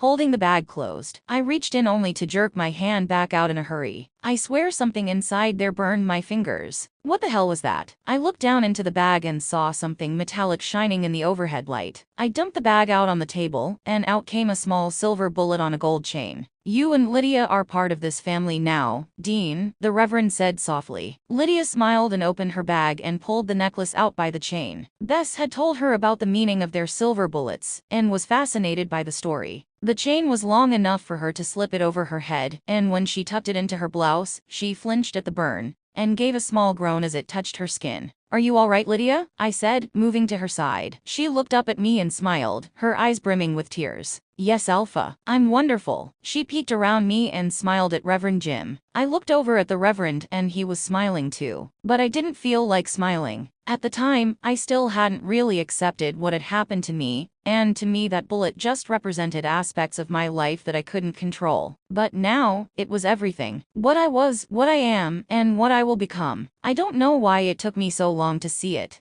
Damn it, old man. I wish you were here to tell me what to do. I whispered as I pulled the chain out of the bag and slipped it over my head and tucked the bullet into my shirt. At first the pain was exquisite, and I winced at the sudden burn. But then it dulled into a mild discomfort. I threw the bag back in the drawer and ran downstairs and out the back door to meet Sam and prepare for a hunter's funeral. An hour later, Sam and I were standing in front of a blazing pyre, watching the man that had spent the better part of a month trying to teach me how to be a werewolf and control myself, and I still felt like I was drowning. And now my brother wanted me to turn him and teach him to control himself in less than a week? I was in way over my head here, and as if he could read my thoughts, Sam brought up the one topic I didn't want to discuss right now. It needs to be tonight, Dean. Sam breathed just loud enough to hear over the crackling of the funeral fire. The two words that came out of me shocked Sam enough that he just stood there gawking at me in surprise. I know. Sam didn't say anything else during the rest of the funeral. I assumed he was too afraid to say something that might change my mind about turning him. I wanted to tell him that he didn't need to bother. I wasn't gonna change my mind, even though I desperately wanted to. But I was thankful for the silence. The drive back to the house was just as quiet. Both of us were lost in our own thoughts on what was to come. Sam was staring out his window, so I couldn't see his face to be able to tell how he was feeling. But I knew how I felt. I was terrified. How could I live with myself, turning my little brother into a monster? Cursing him with this disease, a disease for which there is no cure. Dean, Sam finally whispered, turning to look at me. Yeah, Sam, what is it? I snapped a little too harshly. My frayed nerves were really getting to me. It was selfish, I knew, but I really wish he'd keep his damn mouth shut. I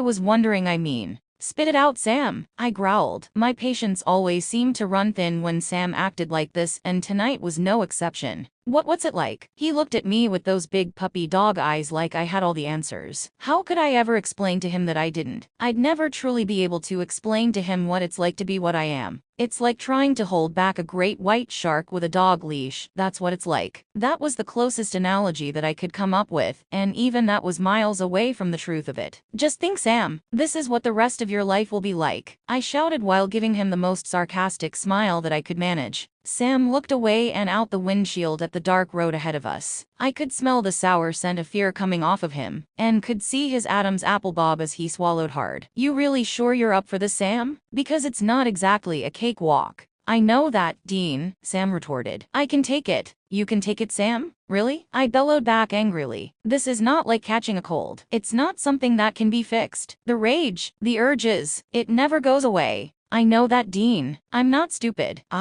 You are stupid for wanting this, Dean, and I'm stupid for agreeing to do it. That caused a very uncomfortable silence that lasted the rest of the trip. It was past midnight when we finally made it back to the house. Walking up the steps of that house felt like I was walking to my own execution. This was the hardest thing I've ever had to do in my whole life, and I would never forgive myself for it. But it's not like I was a stranger to guilt. In fact, if you asked anyone that knew me, they'd tell you that I was the poster child for self-recrimination. When we got inside, Sam stood in the middle of the living room facing away from me, like he was waiting for me to get on with it. When I just stood there staring at his back, he shifted his stance and rolled his shoulders, trying to release the tension in his muscles. "It's okay, Dean," Sam whispered. "I want this." I sighed, stepped up behind him, and placed a hand on his shoulder. "You don't know what you're saying, Sammy," I whispered back. "You can't really want this." "Dean, I can't lose my brother again." "I won't, not if I can help it." "You're sure about this?" I croaked. "Because once I bite you, there's no going back." "I know." I felt shaking and it took me a second to realize that it was coming from me. "Just do it." I put my free hand on the side of his head and tilted it to the side. I could see his jugular throbbing on the side of his neck as his pulse raced. No matter how hard he tried to be stoic about this, Sam couldn't hide his fear entirely.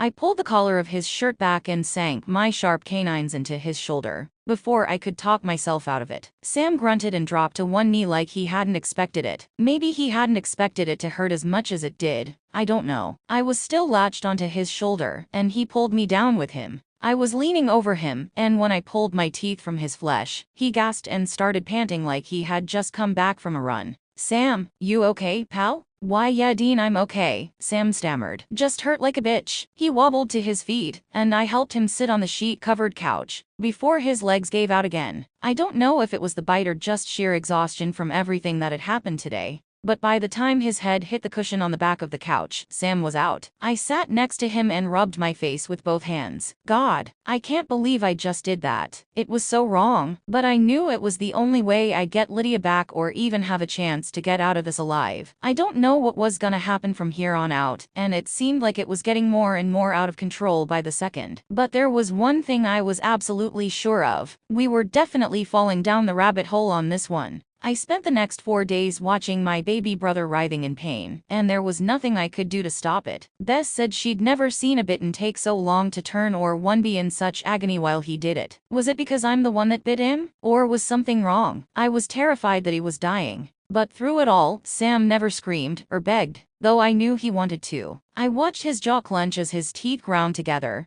and I worried that he'd start breaking them off. A violent shudder suddenly racked his body, and he gasped as his eyes flew open. They were yellow, and his teeth had grown into sharp points. He bit down on his lower lip hard enough to draw blood. The smell of fresh blood, even blood that was not entirely human, was not helping me to stay calm. This is not what I wanted for my brother. Fuck, I didn't want to turn him in the first place, but I did it, and now I'm paying the consequences for my selfishness. Watching my brother suffer and maybe die. And what made me feel even worse about the whole thing was that I kept thinking about how we were running out of time to save Lydia. I felt like a real piece of shit that I was thinking of anything but my brother. I had to stay focused on what was in front of me here. Now. "Sam, what can I do?" I whined miserably, trying to cool his feverish forehead with a damp cloth. "You're burning up." "I am FFing," Sam stammered as his teeth began to chatter. "Like hell you are, Sammy. If your temperature gets any higher, your brain's gonna boil in your skull." I wet the rag again and ran it over his face without even bothering to wring it out. He shuddered hard and groaned at the cold water as it soaked his hair and t-shirt. Bess said we just had T2W waited oot. He sucked in breaths and loud wheezes, and let them out again in quick huffs. "I'll be Bia o Akai, Dia." There was a loud gasp at my bedroom door, and I turned to see Bess standing there with her hand over her mouth and nose and her eyes wide, with what looked like shock and a little fear.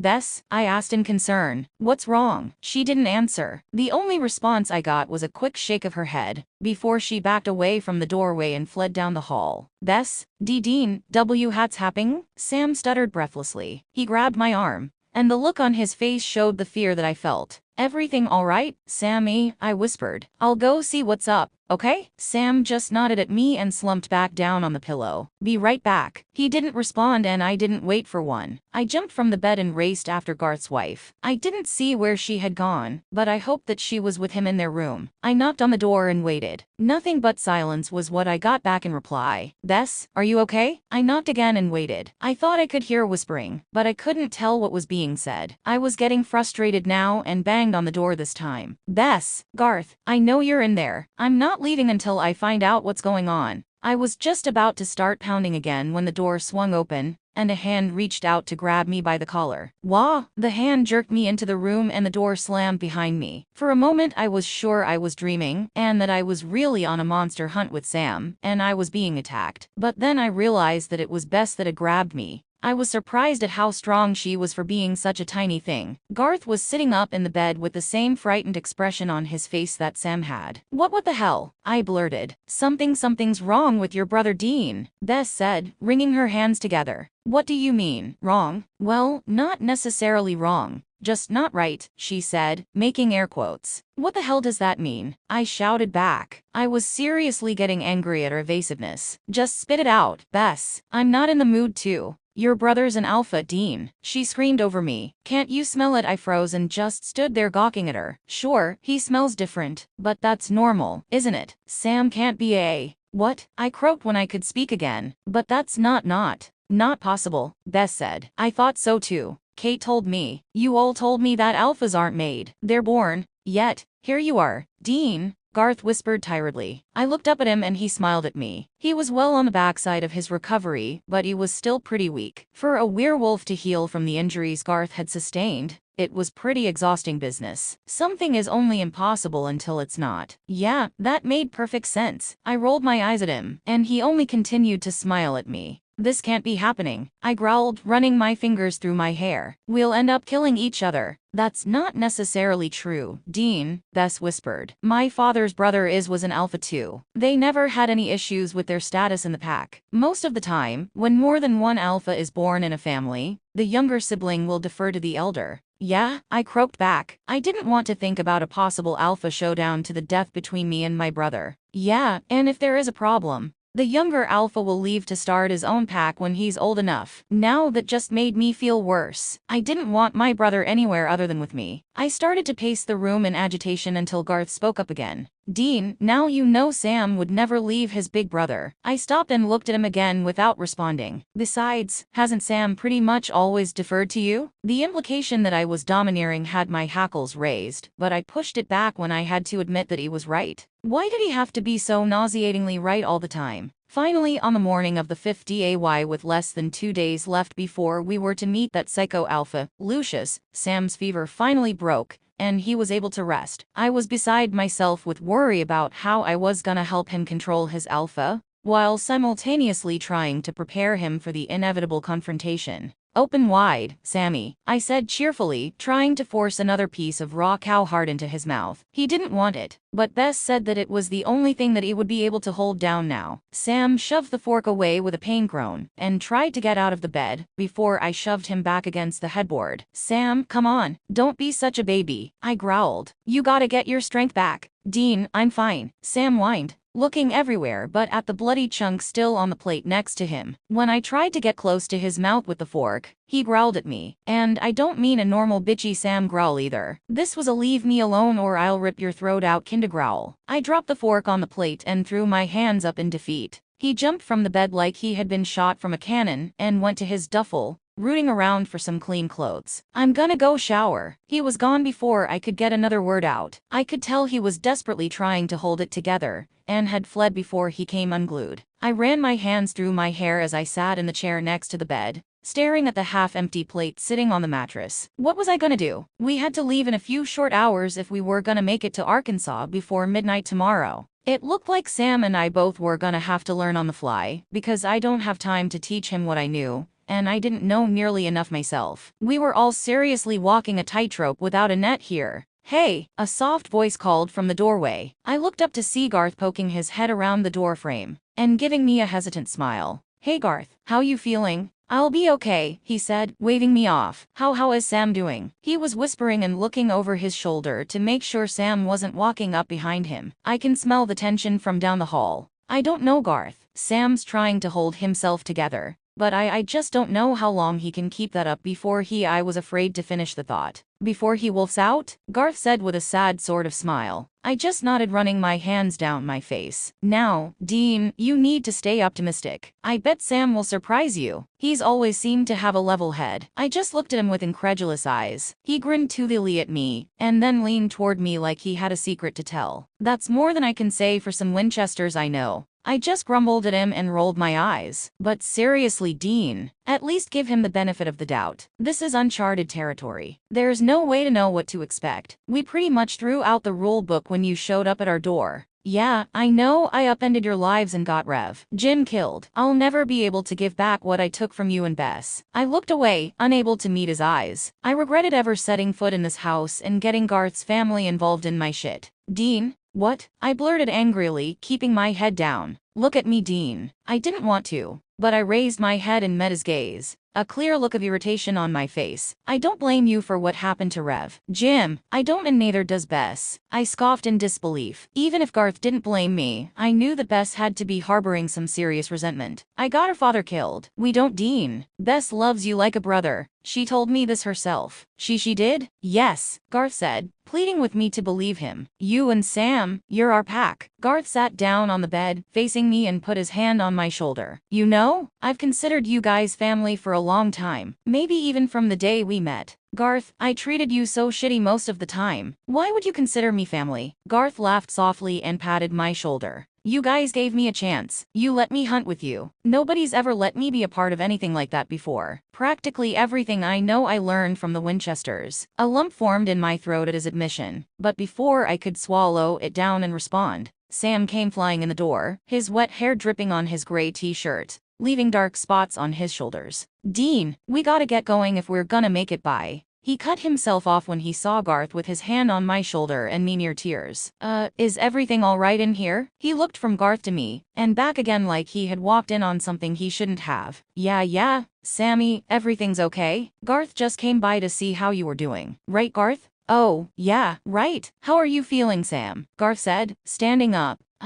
Great, Garth. A little cowhard and a good hot shower and I'm good to go. Sam sounded upbeat, but the expression on his face seemed to portray a look that said he was far from convinced that Garth was just here to check up on him. Good, great. I'll just let you guys get ready. With that, Garth was out the door in a hurry. What the hell was that? Sam asked, cocking a thumb over his shoulder. That? Who knows? Garth is just strange. I could tell Sam wasn't buying it, but thankfully, he didn't push any further for an explanation. I quickly changed the subject to keep it that way. So, baby brother, you ready to take down the big, bad wolf with me? Ready as I'll ever be. I guess, he mumbled, digging through his bag for who knows what. He seemed so calm since he got back from his shower. Maybe me trying to force the cow heart down his throat was what set him off. How are you feeling, Sammy? I'm fine, Dean. Never better. His back was to me so I couldn't see his face, but there was no way he could be fine. I stalked over to him, grabbed his arm, and spun him around to face me. For a moment he tensed and his eyes narrowed like he didn't recognize me as anything but a threat. But it was gone in a heartbeat and was replaced by confusion. Talk to me, Sam, I whispered. I need to know if you're gonna be able to hold it together. His jaw twitched and he swallowed hard as he looked away. I'm good, Dean. Really. The growl in his voice was less than convincing, but I let it go. I didn't want to keep needling him and cause more problems that we didn't have time for right now. I'm ready to go whenever you are, he said as he strode out of the room without looking back. Well, shit, I groaned under my breath as I grabbed my own bag and followed him out the door. This was gonna be a fun trip. How you doing over there, Sammy? I yelled over the blaring music, and for the first time in like ever it wasn't me that turned it up. I had given him the side eye when he cranked the volume up to 11, but I kept my mouth shut, not wanting to cause a fight. But now I was sorry I didn't say something sooner, because when he didn't answer me, I looked over at him, and he had sweat pouring down his face with his hands balled into tight fist in his lap. Sam, fuck. I jerked the car over to the shoulder, and when I shut off the stereo, I discovered why he had turned the music up so loud. He was trying to hide the sound of his racing heart from me. Dean, Sam stammered before letting out a shout filled with agony and fear. Sam, talk to me. What's happening? I grabbed his jacket and tried to turn him toward me, but he shoved me against my door and snarled in my face. His eyes had gone yellow, and his teeth had grown into sharp fangs. Sam, I screamed in a panic as he lunged for my throat. I just knew that was the end of me, killed by my own baby brother. But just as his teeth touched the skin directly over my Adam's apple, he froze. I could feel his hot breath on my flesh as he panted. Sammy? I croaked, trying not to move and have my throat torn out by a very frightened and confused werewolf, less than a day away from his first full moon. Dean, Sam whispered. I could hear the terror in his voice at what he had almost done. He suddenly pushed himself away from me, and the despair I saw in his eyes nearly broke me. I'm sorry, D.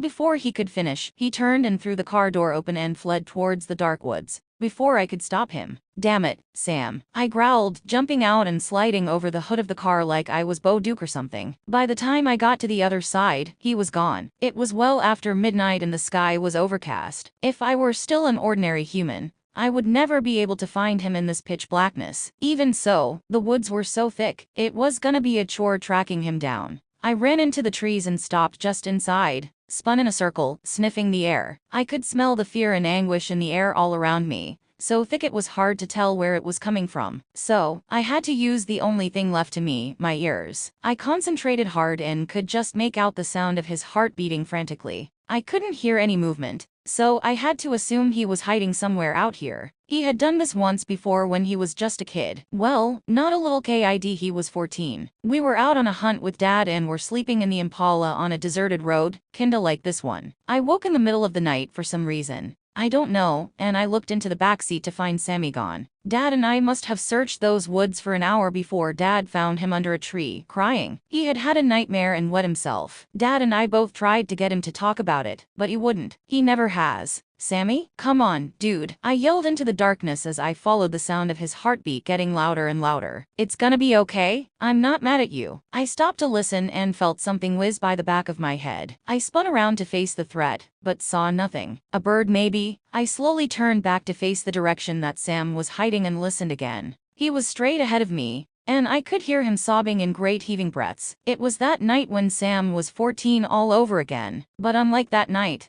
Sam heard me coming. Go away, Dean. Sam stuttered, I don't wanna hurt you. A rock the size of my fist flew past my face from the left, just barely missing my nose. What the fuck? I wheezed just as a large branch nailed me in the back of the head, driving me to one knee. I said go. It took me a second to clear the fuzziness from my brain, and when I did, I realized what was happening. My heart sank into my stomach as it hit me. I don't know how, but I knew it was him. Sam was doing this. Somehow his psychic abilities were back, and they were back with a vengeance. Sam, I'm not going anywhere, you hear me? I took a few tentative steps forward, and had to jump to the side to avoid an entire tree that had been yanked up by the roots and thrown at me. I know you, Sammy. You're not gonna hurt me. Try me. Sam spat angrily. Come any closer and I'll take my pound of flesh out of your ass. Nice try, baby brother, but you can't get rid of me that easy. It takes more than a couple of trees thrown at my head to scare me off. Please, Dean.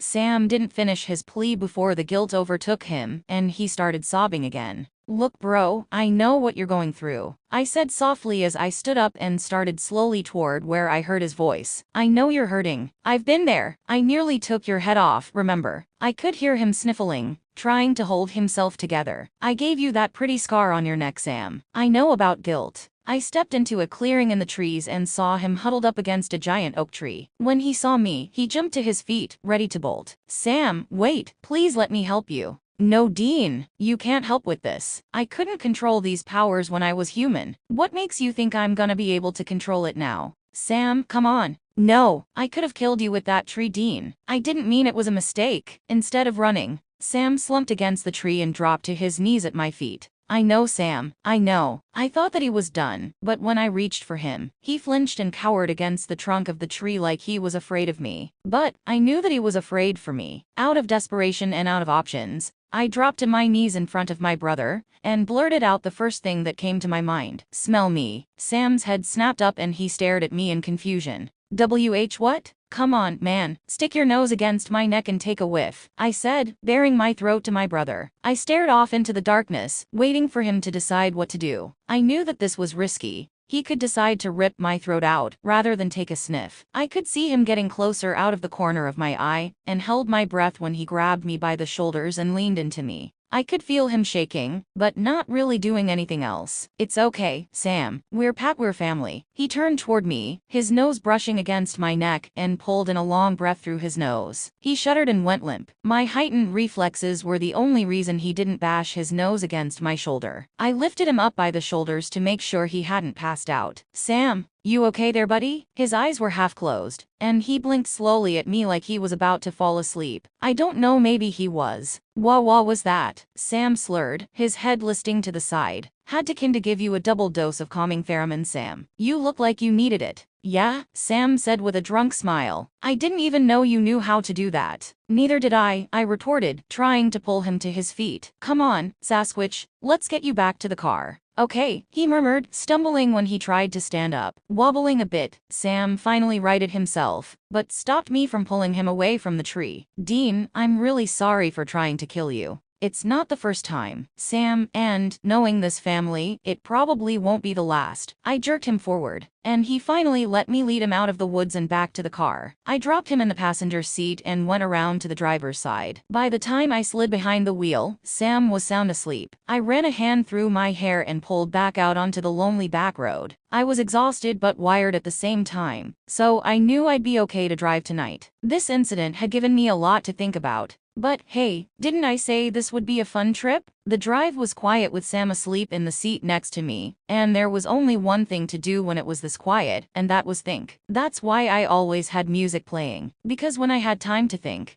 I had time to think about all the shit that could go wrong. And there was a shitload that could go wrong. I thought I understood what you were going through. Being a werewolf, Sam started, making me jump. I hadn't even realized that he was awake. I was wrong. When I looked over at him, Sam was staring out the passenger window at the dark forest whizzing past. I sighed, knowing that this was gonna be a conversation that I didn't want to have. Sam. When he turned his head to look at me, I was shocked at how unlike my brother he looked. His eyes were red and had bags under them, and his eyelids drooped like he hadn't gotten enough sleep. He looked old. It took me aback for a moment, and I just sat there with my mouth hanging open, having forgotten what I was gonna say. I understand now. He didn't have to expound. I knew what he meant. The rage was nearly impossible to control, and the guilt at not being able to control it was worse. Being born with this was bad enough, but you learn to control it from a young age. But now I could see why being bitten was pretty much begging a hunter to gank your ass. You have all of these emotions warring inside your head and hormones in your body, with no time to learn how to deal with them. And now Sam had to battle with his re-emerging psychic abilities on top of everything else. I was beginning to wish I'd stayed in purgatory. I could see this fight going so bad, and I didn't know how to fix it. I was envisioning Sam in a pool of blood with a gaping hole in his chest where his heart should be. My stomach was starting to do flip-flops. If I didn't get a hold of myself, I was gonna toss my cookies all over the steering wheel. I should have left him out of this shit. But I never could say no to my baby brother. I never should have gotten you involved in this, Sam. I'm sorry. I kept my eyes glued to the road, telling myself that it wasn't because if I looked over, I'd see a bloody corpse instead of my brother. I'm not. I shot him a shocked look before I could stop myself, and he shot the same look right back at me. I'm not Dean. I may not have fully grasped what you were dealing with, but I don't regret my decision. He looked away and out the windshield before he continued. I'm not letting you walk into this fight alone. You're my brother. This is my mess, Sam. My responsibility.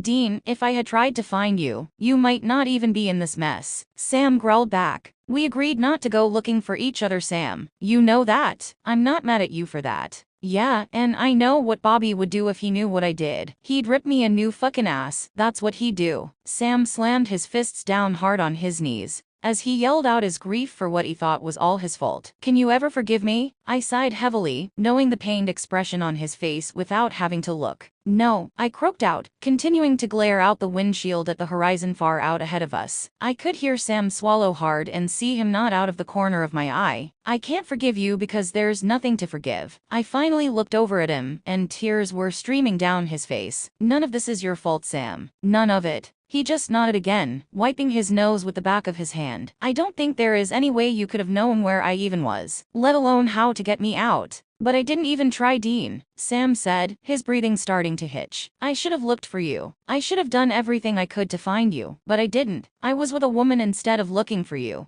So what do you want me to say, Sam? I spat him out of frustration. That you're a selfish dick and you should have looked for me? Yes. Okay, I screamed. You're a selfish dick and you should have looked for me. Sam had his head lowered, staring at his hands in his lap, just taking it. I stared at the side of his face, panting, and the silence was becoming intolerable. But he didn't move or speak. He just sat there waiting for me to continue chewing him out. That was the last thing I wanted to do. Just having those words come out of my mouth was making me nauseous. But I forgive you. Sam's head jerked around to look at me, and the relieved sigh that came out of him was like the air slowly being let out of a balloon. He began to relax in his seat, and all the anguish seemed to melt off his face. It seemed like he just needed to hear me say it. Thank you. I never realized how much the guilt was eating away at my brother until now. I was beginning to understand that Sam couldn't forgive himself because he thought I couldn't forgive him. And here I was, thinking that I had the market cornered on guilt. I could feel the 20 questions coming in 3, 2, 1. What are we gonna do once we get there, Dean? Sam whispered right on cue after hours of driving down the dark highway. We had just crossed into Arkansas and had less than a day left to save Lydia from a cruel alpha werewolf that was bent on killing me, so he could claim my mate. And, like what usually happens, Sam was caught in the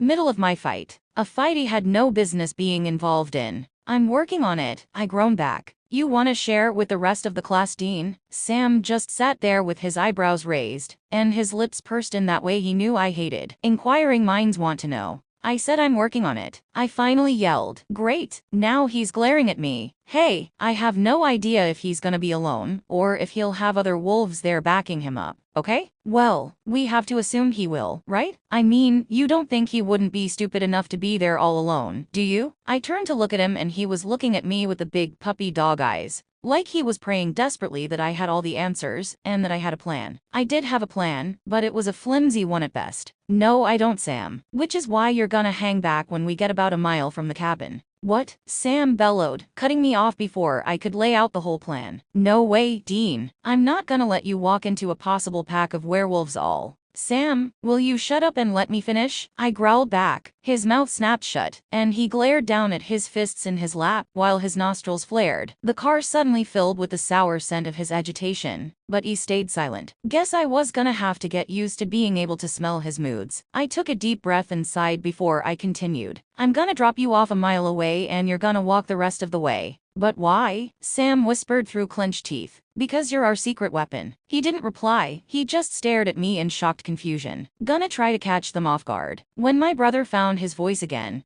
it came out in a choked-off whisper. But isn't he expecting me to be with you? Don't worry about that, Sammy. I'll just tell him you chickened out. Sam started shaking his head, and I knew what he was going to say before he said it. This is the dumbest idea you've ever had. He's never gonna fall for that. I don't need him to fall for it, Sam. All I need is for him to have doubts. His face scrunched up in dismay, and I could see that he was having his own doubts about this plan. Look, this Lucius asshole is just biased enough against humans, thinks he's so superior to them, that it'll make him wonder if it's a lie. And you're sure this is gonna work? Sam hissed. I could suddenly smell a hint of fear mixed in with the anger. At this point, I'm not really sure of anything, but we're running out of options. The second we lose the high ground, we're both dead. The high ground, Dean? Sam chuckled humorlessly. How do we have the high ground? We have something that they don't, I said with a mischievous grin. He got that confused look on his face for a moment. What are you? The pieces suddenly clicked into place, and his eyes went wide. Dean, no. You know I can't control it. I could get us both killed. That's a chance we just have to take. And even if you can't go all carry on their asses, just the fact that they don't know you're a werewolf gives us the edge. Sam got quiet again, and that angry fear smell got so overpowering that I had to crack a window. Now, when I let you out, you're gonna follow the road for about half a mile, until the blacktop ends and the road becomes dirt. The cabin is at the end of the dirt road. Try to stay as close to the trees as you can, and don't approach the house unless you're downwind. And then what? Am I supposed to come bursting through the door, guns a-blazin'? I have silver bullets in my gun. Get close enough that you can hear what's going on inside. I'll tell you when to make your move. Got it. And don't hesitate, Sam. We're only gonna get one shot at this. I said I got it. Sam snapped irritably. There was a beat of silence before Sam let out a long breath. What happens when I break down the door and come to your rescue? You kill the nearest big bad. Unless, of course, it's Lucius. He's mine, I growled. Okay? How am I gonna know which big bad is Lucius? He'll be the only other alpha in the room, I said. Trust me, you'll know. Right. Sam shifted in his seat, and there was a long moment when he just stared out at the dark road in front of us. I sure hope you know what we're doing, Dean, Sam said, shaking his head again, finally turning his head to look at me. Don't I always? I said, trying to keep my voice light and confident. Sam's only response was a snort of laughter. I pulled over to the side of the road and turned to Sam. Okay, Sam, this is where you get out. Sam was staring out at the pitch blackness of the woods outside his window.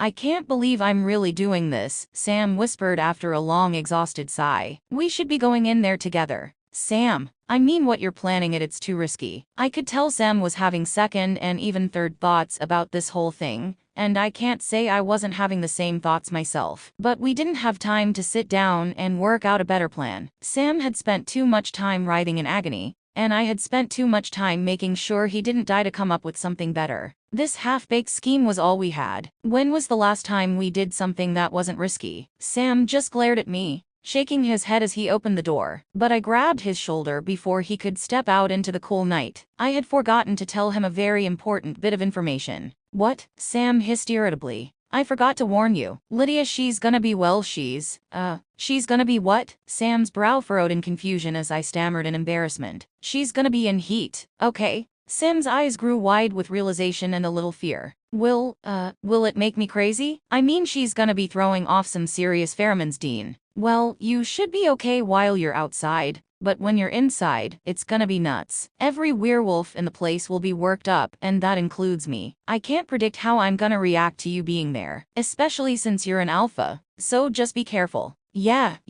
I understand. Sam nodded once and stepped out without another word, slammed the door, and headed for the woods. I watched him until he stepped into the trees. To any human, it would have appeared that he simply vanished into the woods, but with my keen werewolf eyes, I could still make out his form before he took off at top speed toward the cabin just inside the tree line. Then I pulled out onto the asphalt. I didn't normally pray because, well, I know where that gets you. It gets you absolutely nowhere. Though tonight I would try anything if it meant that my pack would come out of this in one piece. But I couldn't bring myself to pray to God. So I prayed to the only other person, besides Sam, who had always had my back when shit got really bad. But his angel mojo took a hit coming back from purgatory, and he wasn't at full strength. He had gone back to heaven to try to help fix the mess he had made when he tried to play God. So I didn't know if he would even be able to hear me up there. But I gave it a shot anyway. Castiel, I know you have a lot on your plate with heaven being the mess it is. And if you're too busy, I get it. I guess I just need somebody to talk to. My voice sounded broken even to my own ears, and I coughed to clear it of as much emotion as I could before I continued. If he comes back, maybe you could pass along a message to the man upstairs for me? Maybe you could tell him that we could use some help down here? I know I don't deserve it. Not after the shit I've done. But Lydia does. She's a good person. She saved me from myself. Nevada never did anything to deserve what she's going through now. I was having a hard time holding it together as I stumbled over my words. And Sam, he's doing all of this for me. I don't know if I could live with myself, if I couldn't fight back the tears anymore, and they ran down my face in hot, fat drops. I wiped the tears away with my right hand, while my left held the wheel in a death grip fueled by pain and anger. I miss you, buddy. Wish you were here.